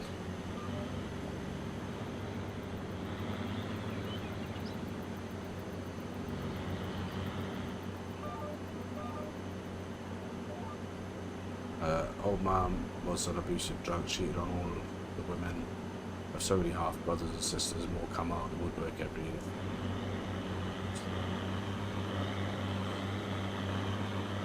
Yeah. I mean, my old man,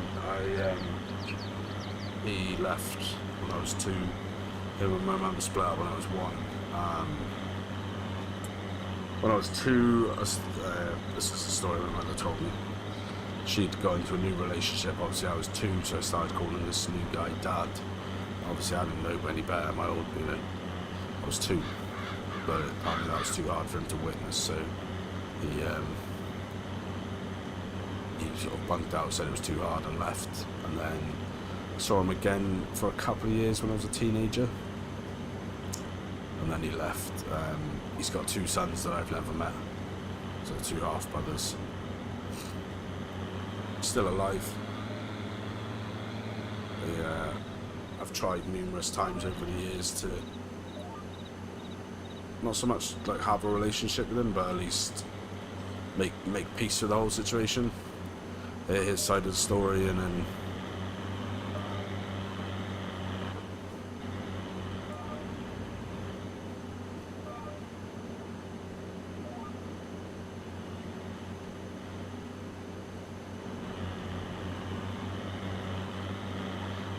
He's not interested. Mr. Falcon, I'm sorry to hear about that man. In the end, he died alone. I've seen one of his grandchildren. Yeah, I mean, people like that, bro, that's how they end up.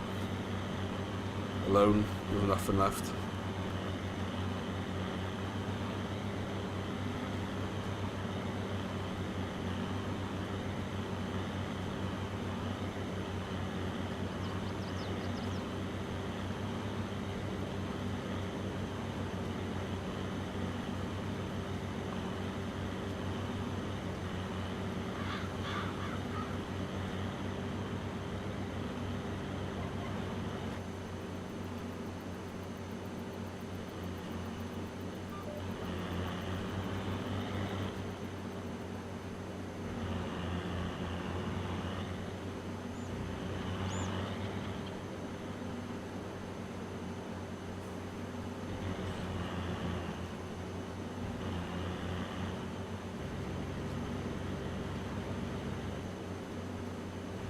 My sister tried a couple of times to reach out to him, and he pretty much told her to F off, and then he didn't have any money. She didn't want money, she wanted out some answers. Yeah, do you know, the last conversation I ever had with my biological dad, and this was going back to 2010. My oldest son's mother was pregnant with him, and I thought that, you know, perfect time to sort of make contact.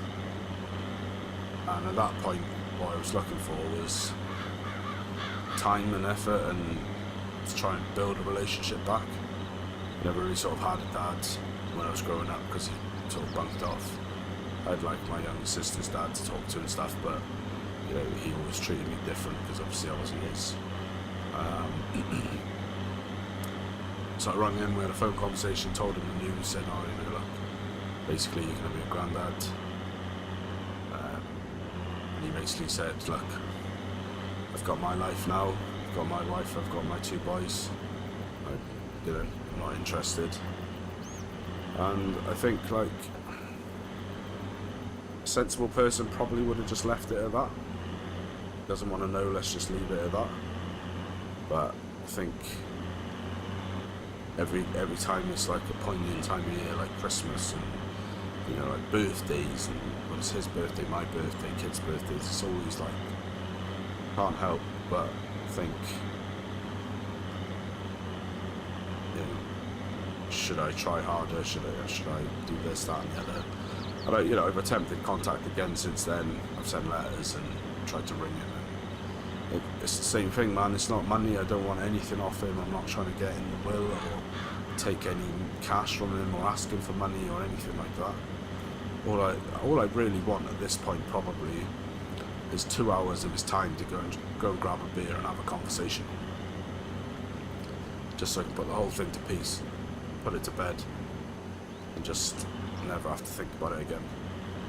But as it is, it's like that. It's like an unanswered thing in my life, do you know what I mean? So I think he's in his 60s now, I think. It's like 66, 67, somewhere around there. I think he's probably nearing retirement, if not retired.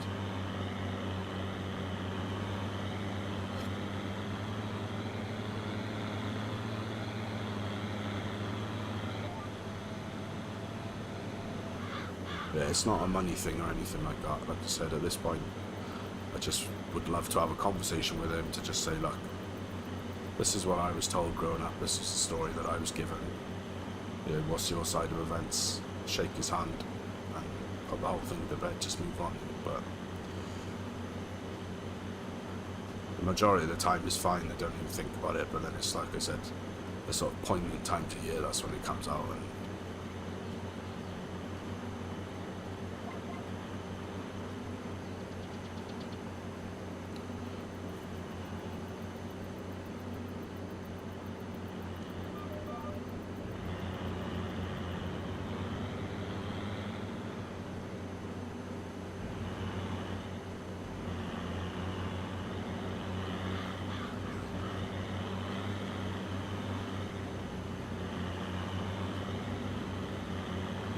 one of the biggest things is you just kind of want to know. You pretty much just want to know what half of you is. You've got this whole other half of you that you don't know anything about. It's like the one person that can unlock all of that for you doesn't want to give it. Doesn't want to know. Like at this point, I don't even know. I don't even think I'd find out if he died.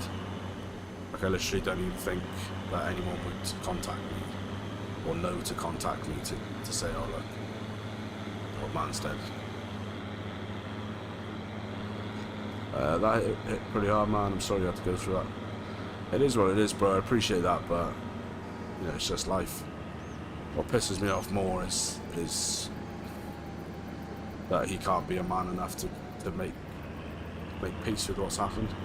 What's happened's happened, right? And I know now as an adult.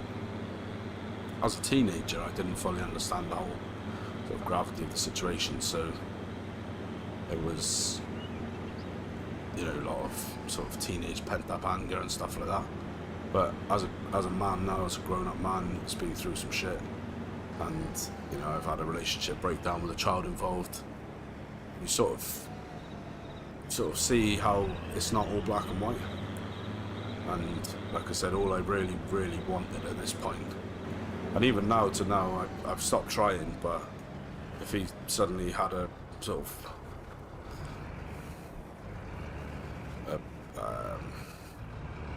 if he suddenly developed a conscience, it's like, oh look, you know, let's just do this, let's have a conversation. I'd give him the time of day. I'd meet him. He lives about 4.5 hours away from me, I think, something like that. So I'd drive to meet him, just have a drink with him, just hear him out. You know, like I said, I know now as a grown-up that these things, especially with kids involved, they're not always black and white. They're not always linear. There's no necessarily right or wrong answers. I can't agree with how he's handled the whole thing, but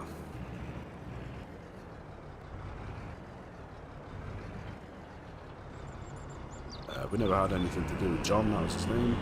He left when I was 2 and my sister was 6, but his dad would check in on us and Mum for 10 years until he passed himself. Well, I mean, that was decent, I suppose. Probably would have been easier for his dad to not bother at all, but at the end of the day, I suppose it wasn't him that had walked out.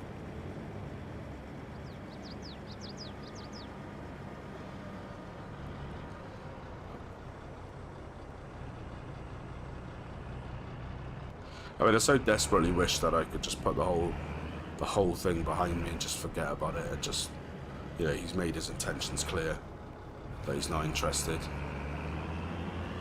but it just doesn't even need rolling. Yeah, but it's not that easy. I only know John passed as one of my half-sisters messaged me to see if I wanted to come to the funeral or take anything from his house. Hell no, wanted nothing to do with him. Sadly, my mum's side was filled with negative and stubbornness from things that happened when I was just a baby, and the honest truth was everyone made peace, came together when my grandmother passed.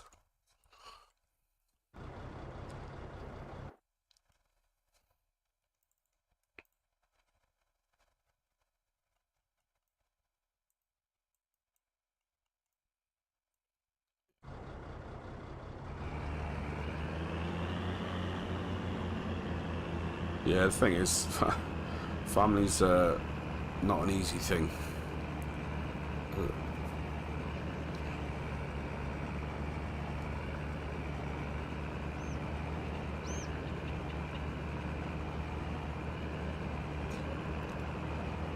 Like I said, 99% of the time, I don't even think about it.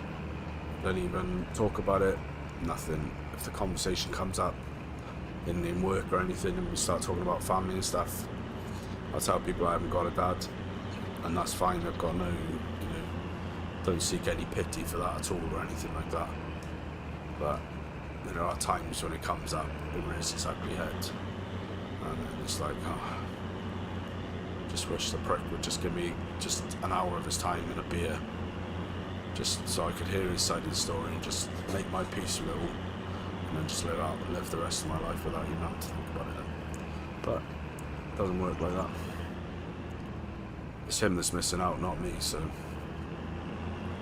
he's got 4 grandkids here, which he's never met, doesn't know anything, doesn't know their names or what they look like, and that's on him, not me.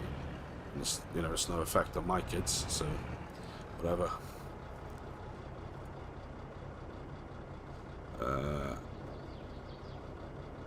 When I was single and lived in my flat on my own, he lived 3 streets away and ignored me in the streets and blanked me in the shops. What's up to me, Dad Wolf? Welcome in, buddy. Hope you're well. We're asking all the hard-hitting questions here tonight. If you were having your last meal on this green earth, what would it be? Main starter, main dessert, and drink. What would it be? Go. He'd cross the road to avoid me. We all look alike, so there's no ignoring our genetic relationship. All my kids look like me, so I look like him. Same with my sister's kids and my brother's kids. Yeah, it's hard to ignore when the genetics are strong like that. But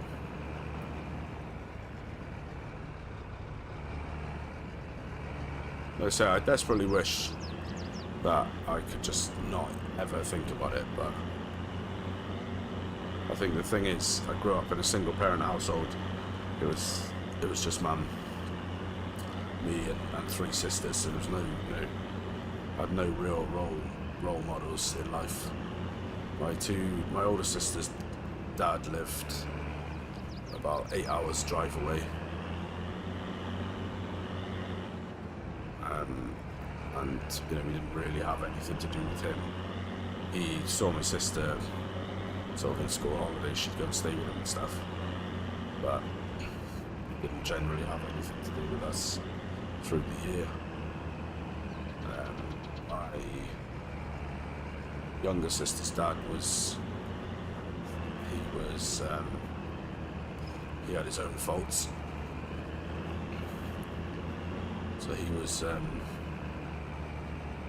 wrong one as well. Lived with him for a bit. That's when he split up with another woman. And I was looking for a place. We sort of agreed that at that point we had a sort of good relationship. Sort of had our differences, but it sort of struck up with like a little friendship kind of thing. And he lived with us for a bit, but then he screwed us over by taking money off me to pay certain bills and not paying them. So that fizzled out.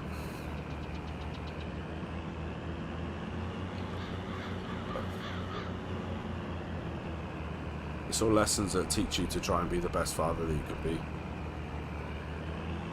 Like I said, I don't blame him now, because my biological father, because I don't know the full story. I've only heard my mum's side. But life is what it is. I always just live by the philosophy now of just treat people how you want to be treated. So if you be treated good, just treat people good. It's not hard. It's really not hard to be a decent human.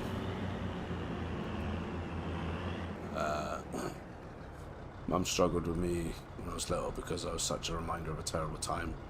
It was like having fun in the house for her, or like having him in the house for her. Good question. Guess I would. Don't really have any favourites. So things that weren't always loving for me, I was often kept at arm's length. Or just always seen as the bad one of the 3 of us. I later found out the truth when I got older. All on my own. The whole situation was caused by money and greediness, which my mum's brother kicked us out of a home we lived in since I was a baby. Yeah, that's the thing, bro. A lot of family drama comes from money.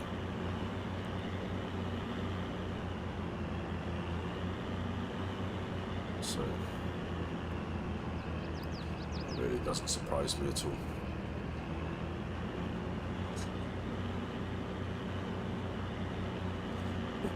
See, since then it caused us to have a huge financial struggle and anger.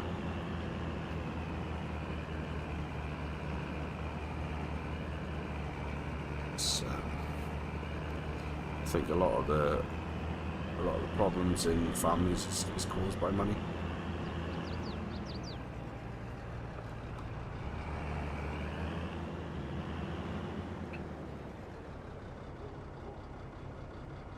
No, it's actually deceptive because this is rolled, this is seeded, rolled, seeded. It's probably easier to tell on here. So all that middle bit is needs rolling. It's really deceptive because on other maps, the rolled texture is like really plain dirt. There's no lines in it at all.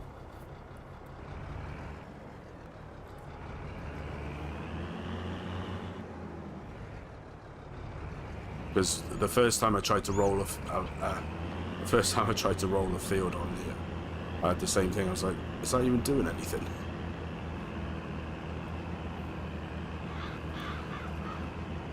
So now, where possible, I have to try and roll at a right angle to where the seed is rolled, seeded. So I know it's actually done its thing. It took 20 years for Mum and her brothers to make peace with each other and move past.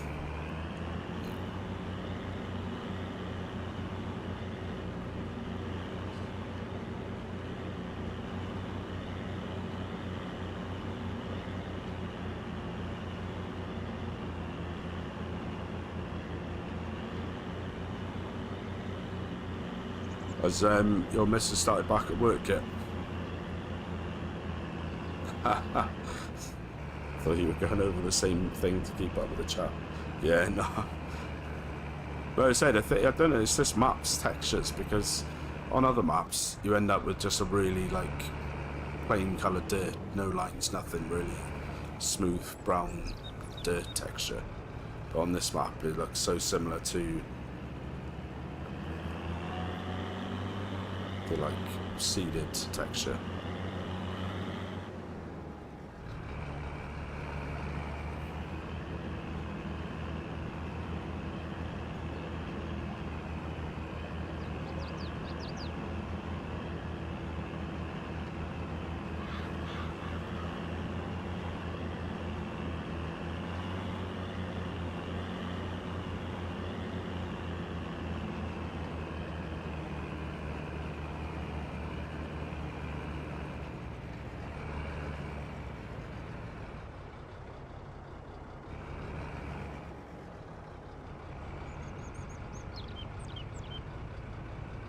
This week coming, I think she times it perfectly, as this bloody half term. Oh, it's half term here this week. We're on half term. Our kids will be back in school next week. It's actually not been too bad because her sister has been off work, so she's been watching the kids. Like, my missus only works Thursday, was it Wednesday, Thursday, Friday. So it's not too bad. But yeah, for the instead of us having to pay for a crash, she's watched the kids for us, which has been awesome.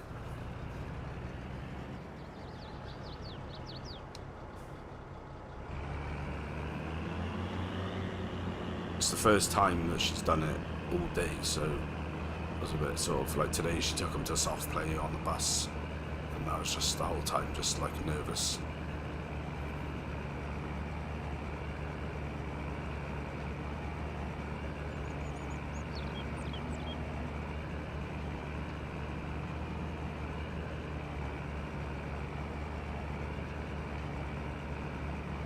But it sure does save us. It saves us, by her doing it, it saves us about 99 quid a day.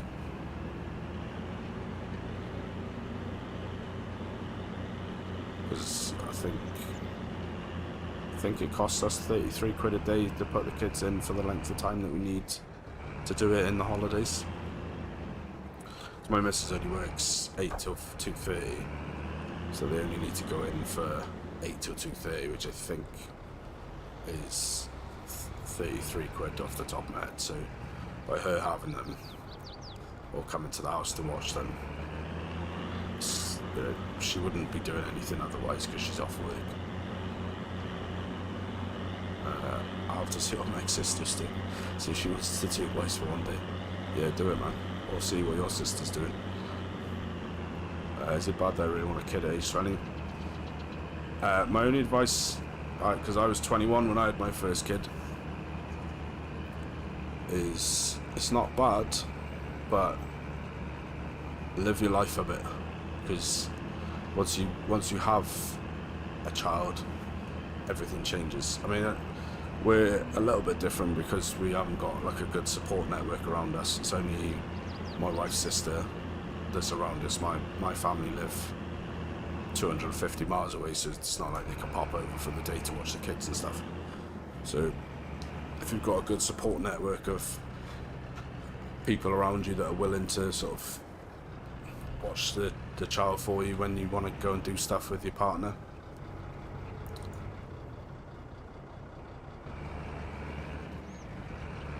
I was looking at your stats. Did you know you have over 15,000 views already? That's pretty good off just 77 vids.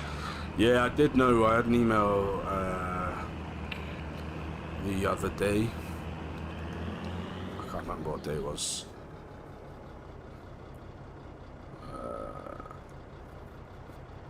Let me look for it, so.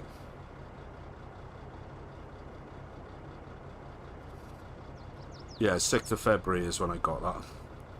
Off that vidIQ. So yeah, I thought it was pretty good. Especially because there's been times where I haven't been like really consistent because of like life shit. You know what it's like.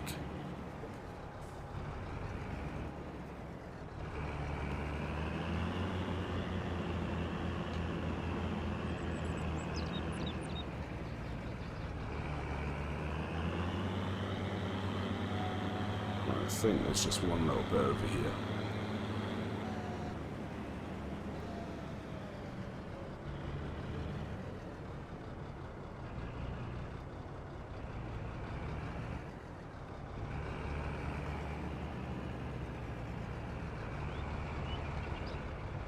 I was 21, I'd say go live a little more for sure.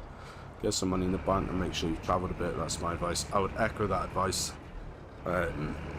Everyone's looking for the right time to have a kid, and there is never and will never be a right time for you to have a kid. But my advice off my own experience is that of Mr. Farquhar's. Hang on for a little bit, get some money behind you, travel a little bit, live your life a little bit, because everything with kids changes. All of a sudden you want to go away, you've got to take an extra little person with you. You want to go to like a nice restaurant for a meal, you've got a little kid with you. So yeah, that would be my advice.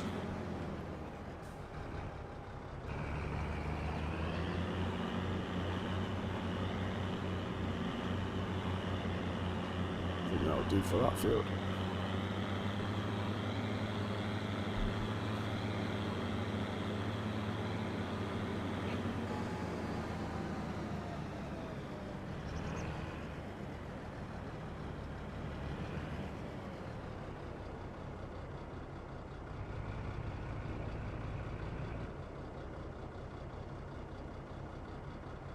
Right, what I'm going to do, I'm going to horseplay this driver off.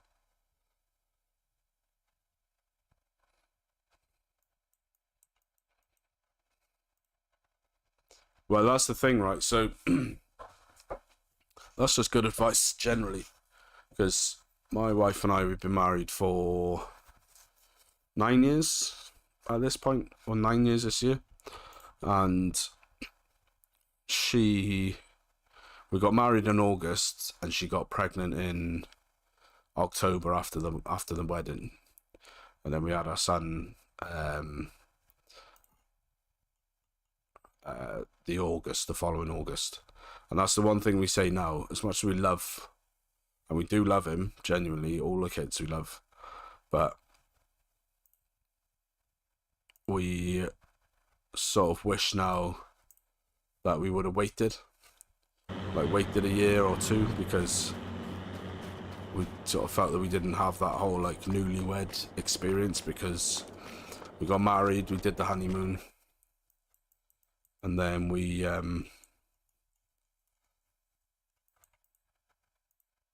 were pretty much straight into planning for a baby mode then. So that would be my advice as well, is, you know, there's no,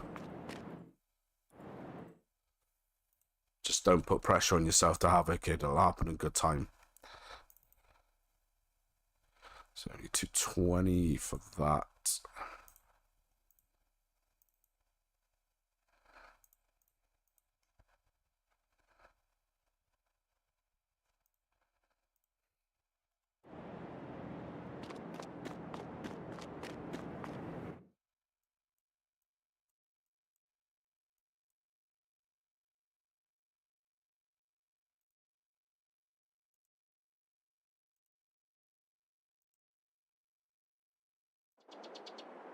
That'll do.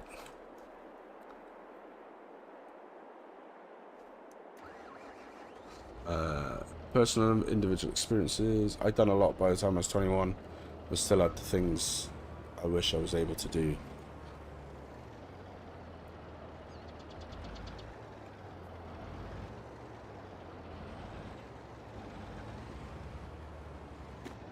Thank you for those great life advices.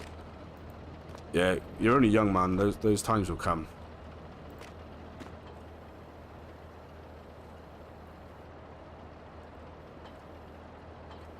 Yeah, that's the thing. We always say, like, we'd wish we'd held off for a couple of years, did that whole sort of newlywed thing, saved a bit of money, bought a house, that kind of stuff before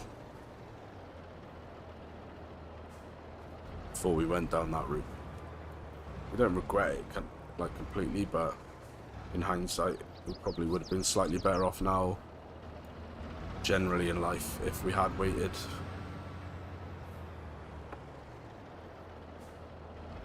Right, so I'm going to go up and cultivate the field that I forgot about, because that'll give us a bit more stone to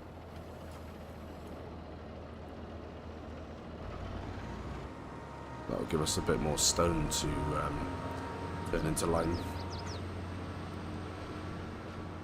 I'm a bit half tempted to do some of those contracts, because I need to buy the sugar beet processor, because there are loads of sugar beet cut there, which is all sort of not sugar beet cut. We've got loads of sugar beet there, which needs to be processed into sugar beet cut, and the processing plant will wash and clean off the dirt and stones, so you end up getting stones out of the processing plant.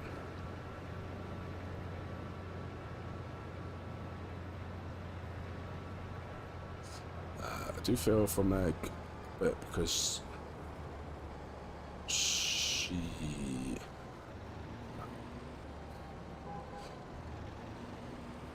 she hasn't had a lot of the life experiences other women or her age or other mums have had. That's why I'm willing to go all in and support her career ambitions, so that's something I don't personally need anymore. Yeah, I dig you, man. How do we get to the field?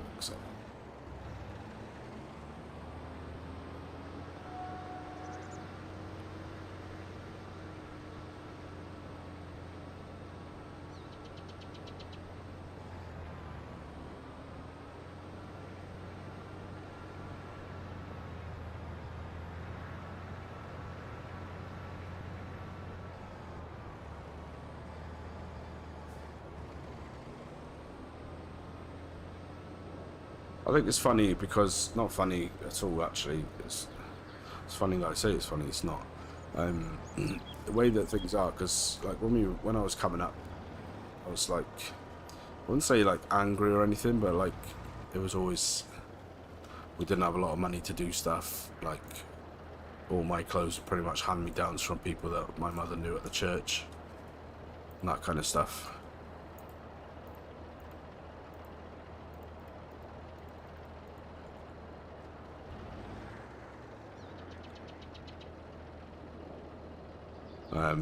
But then I met my wife.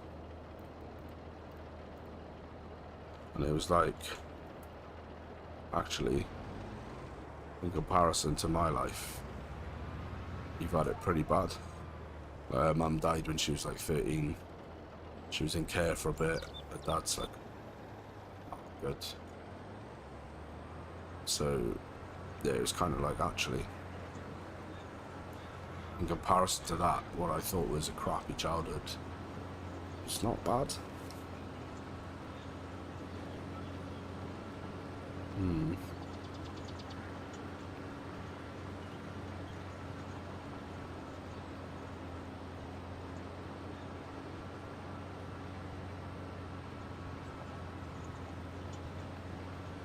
This is not ideal because it's not actually bringing up any stones.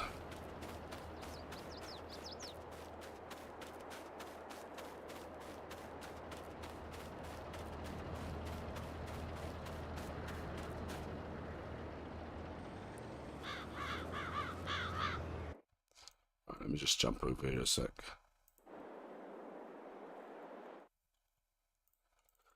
Right, the problem is I need lime.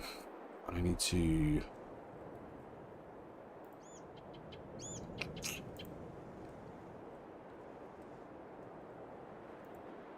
The lime production facility is... It was 120,000 odd. Not the lime, the beet production.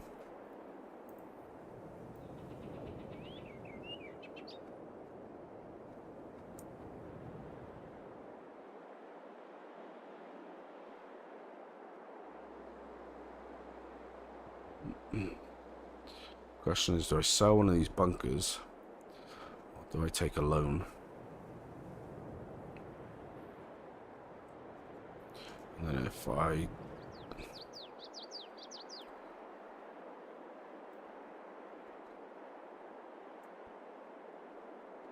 How much is it?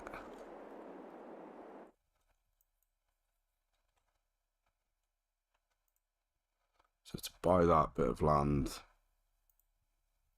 is 13,000 euros.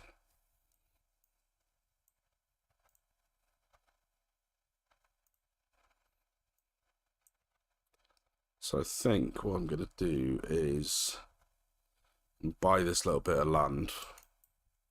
I'll take a little loan out to buy the sugar beet production.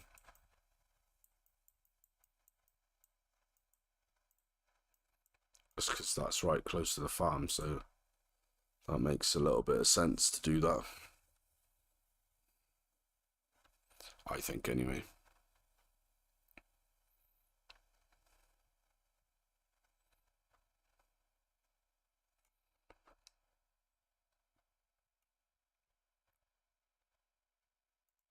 Let's do that. So we get that. Let's take a loan. So let's take 50. Take that over 3 years. So it'd be 4,400 a month repayment. Let's do that.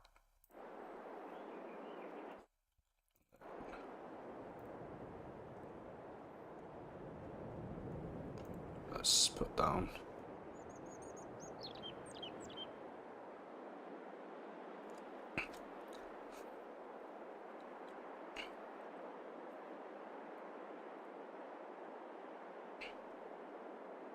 Let's put that in there.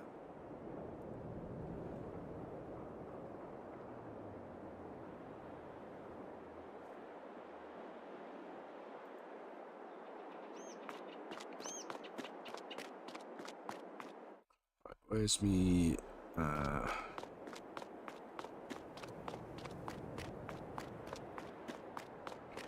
we go.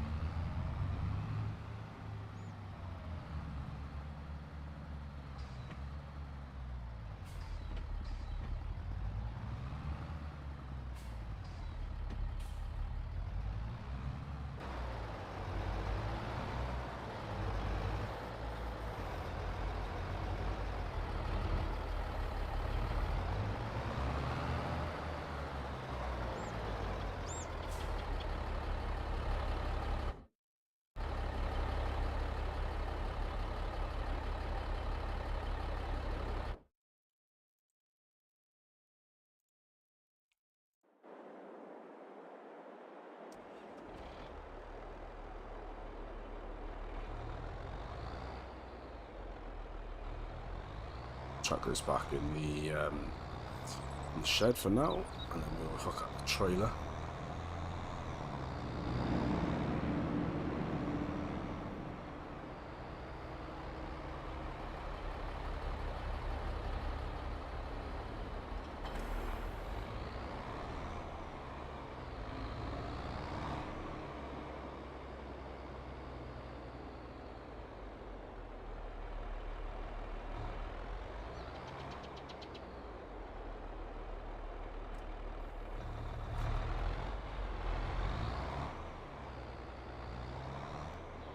I'll say we had a pretty good talk about our life. Yeah, for sure, man, definitely. It's always good. I need to go do some bits. Been a pleasure chatting as always. See you in the Discords. You take care, my brother. Catch you around the Discords over the weekend and so.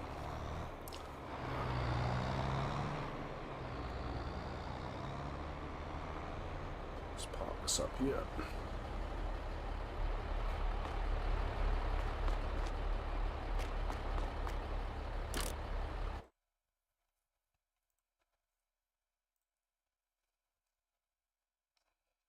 Let's get a bigger bucket.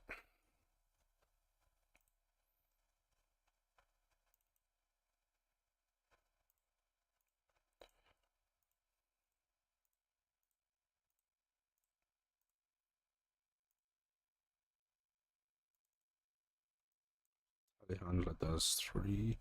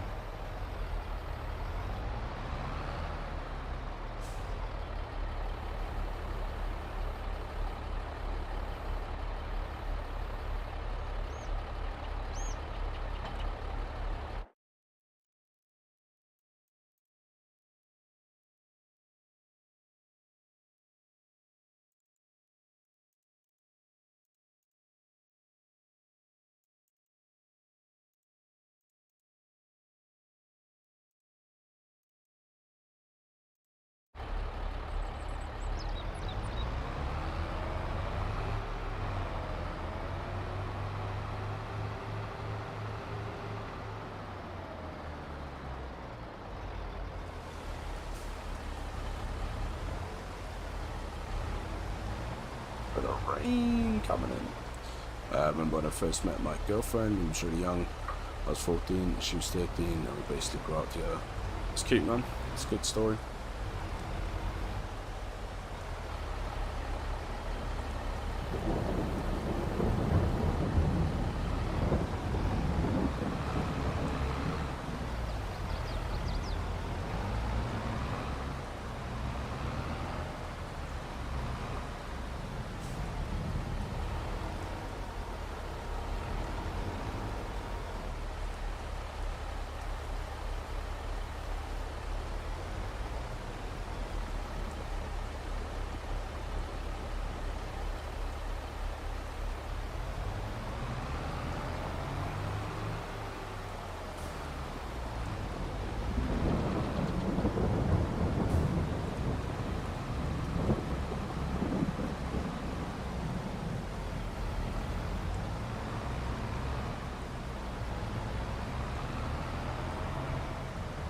So it'll also generate some revenue for us because it will produce, well,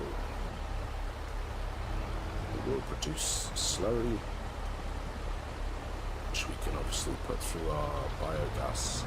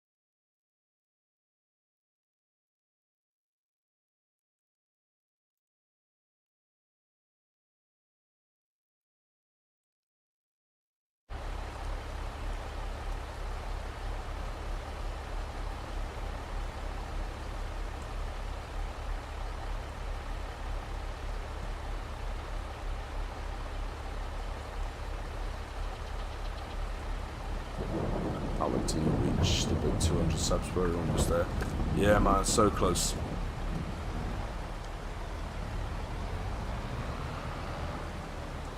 I think probably I'll be there by the end of February.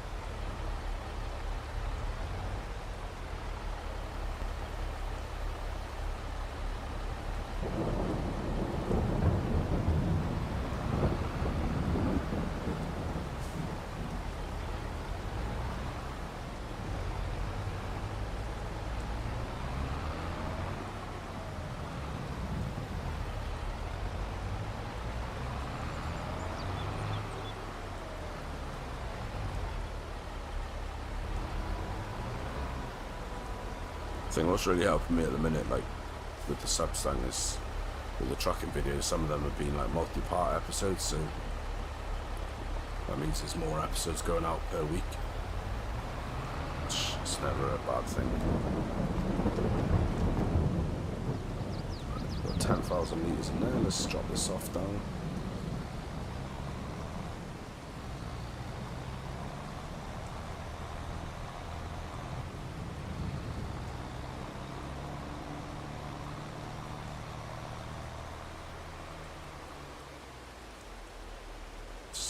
Trailer is too heavy for this tractor, but never mind.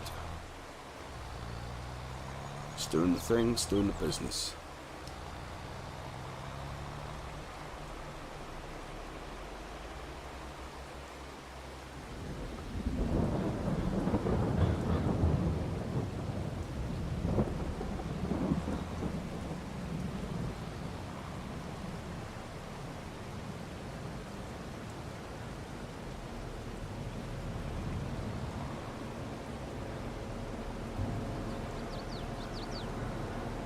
Get a real good amount of views on the ATS videos, that's for sure.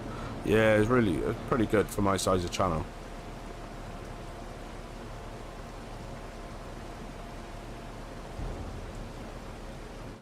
So let's see what that's done.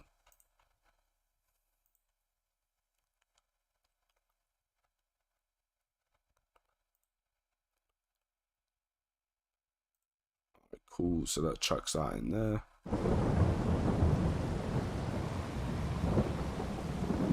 What's annoying is I released a, between streams I released the tanker thing. But I returned it because I didn't think I needed it.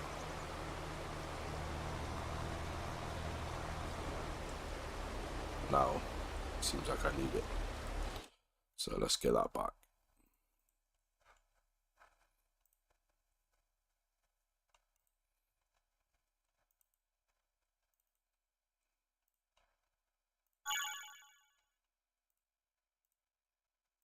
Just a small little thing, which, to be honest with you, the sugar beet processor doesn't use that much water anyway, so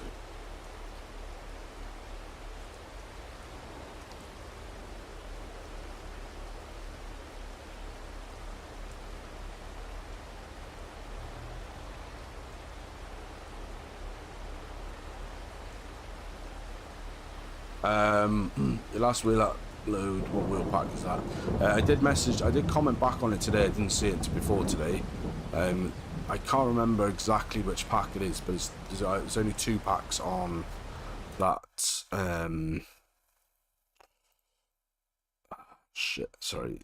There's only 2 packs that I use for wheels on that profile, which, let me get back onto YouTube.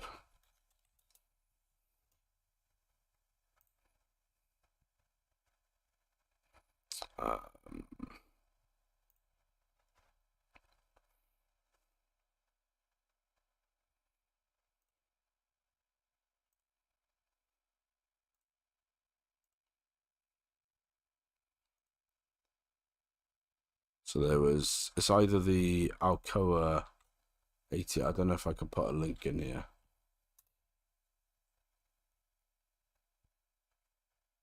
It's either that one or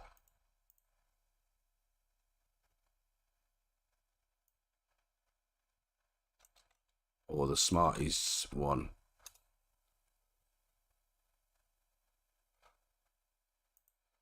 It's one of those 2 on that profile.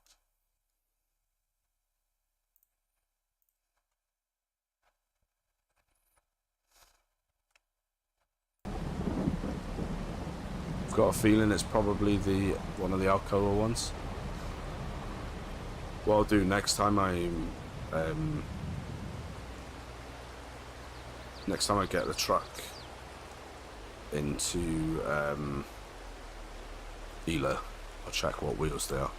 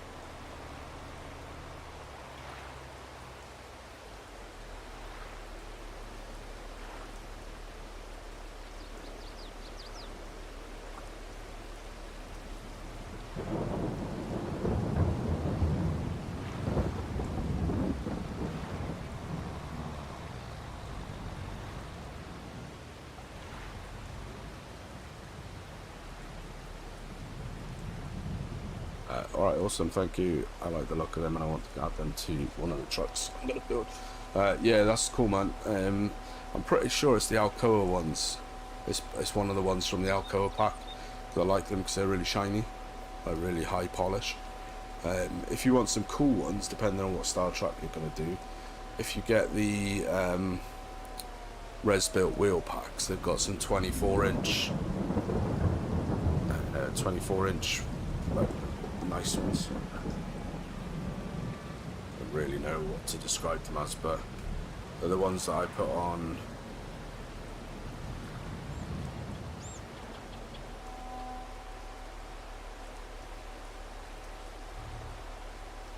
They're the ones I put on the convoy truck.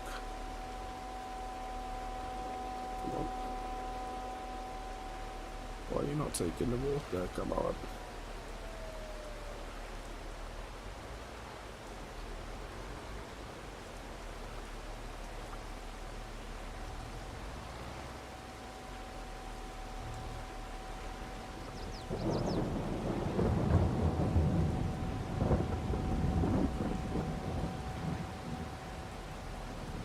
Quite sure that's the water fill point.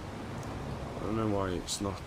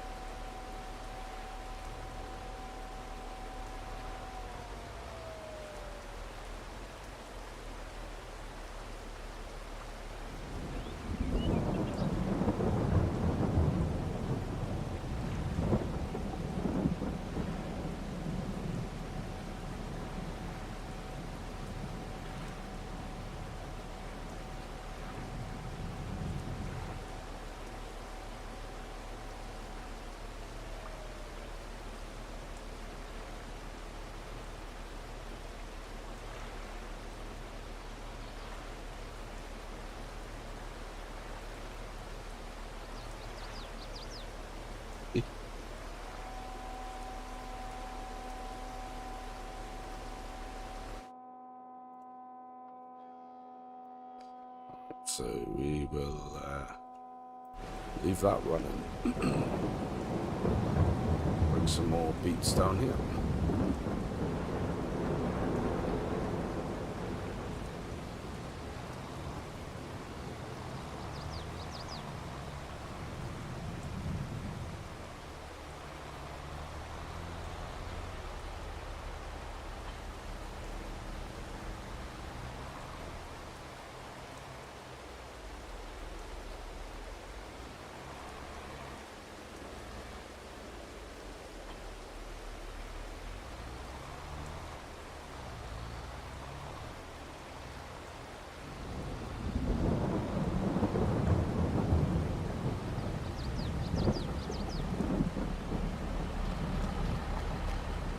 We'll just do another load of these beets.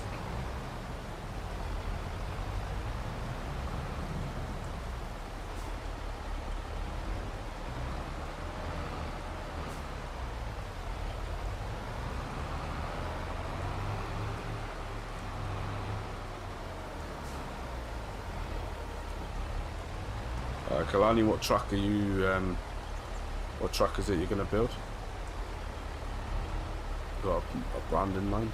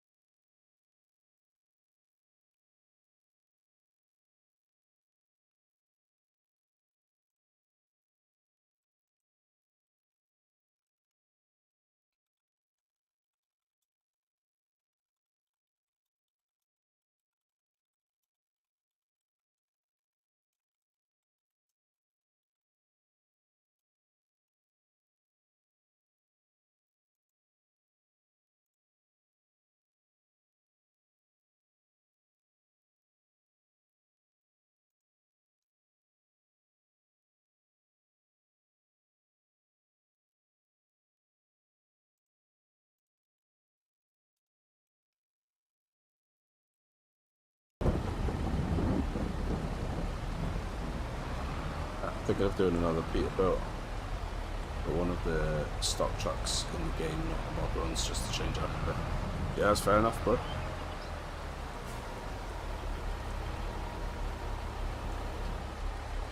I feel like I'm pretty locked off on Peterbilt. I always tend to go for a Peterbilt. Never really give the other trucks much of a chance.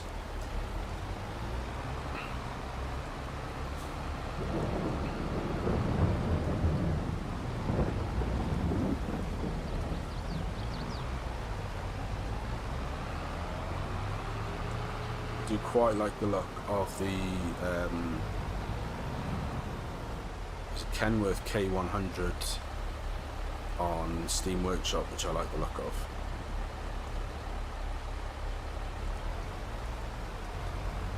I would love to get a Kenworth C500 as well, but I don't want to pay. The mod for it's like 25 bucks, and I $5 for one truck. The game doesn't even cost that much. So it's not that bad.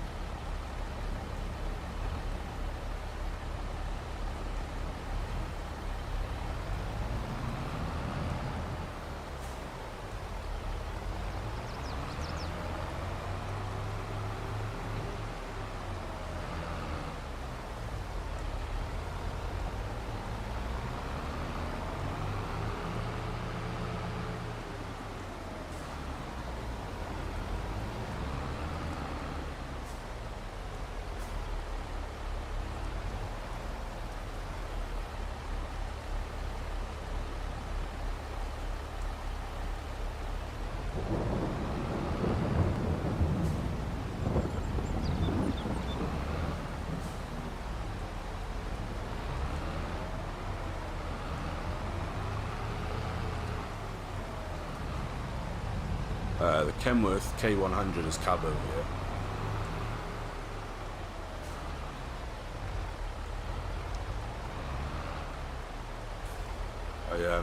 The C500 I've been using it on the Farmstead multiplayer server that I play on, and it's got like twin steerable axle at the front. Just looks really badass. I mean, I'm firmly in the Peterbilt corner. Like, Peterbilt is my preferred truck without a doubt, but there are a couple of other ones that I kind of like to look at.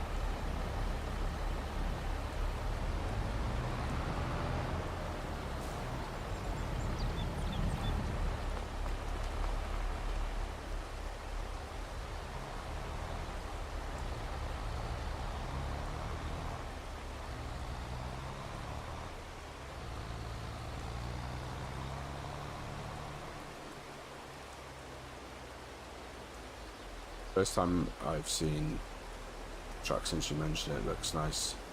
Definitely try it one day. Yeah.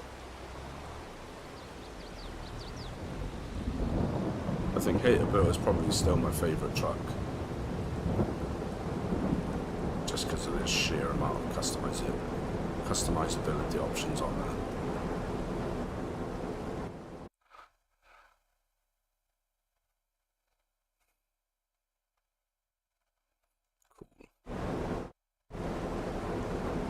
So we will dump all of these in here.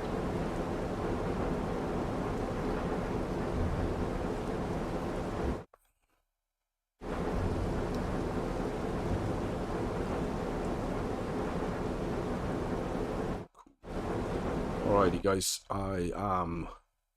we're rolling on for 3 hours now. I've got work in the morning, So we will leave it there for tonight. I think we've had a pretty good stream. Some good chats going on, guys. I appreciate you all your suggestions and life experience sharing and all of that. Greatly appreciated. So I will catch you all again Saturday night. We'll be back. Haven't decided what we'll be streaming yet. Might be multiplayer farm sim, maybe Euro Truck Simulator, and then back on Sunday for the convoy. Till then, guys, if you have liked the stream, do give it a thumbs up. Subscribe if you're not already. Help me get to that 200 subscribers. I'd be absolutely amazing if you could. If you want more of me, if you want to listen to more of my raspy, crackly voice, then ATS video just gone live at 11. So go give that a watch. But otherwise, I'll catch you in the next stream. Kalani, my brother, you take care. Have a good week or rest of the week, good rest of the day. And I'll catch you soon. Everyone else that's been along, Mr. Farquhar, Lynn, Scruff, all of you guys are awesome. And I'll catch you all on the next one. Take it easy, guys.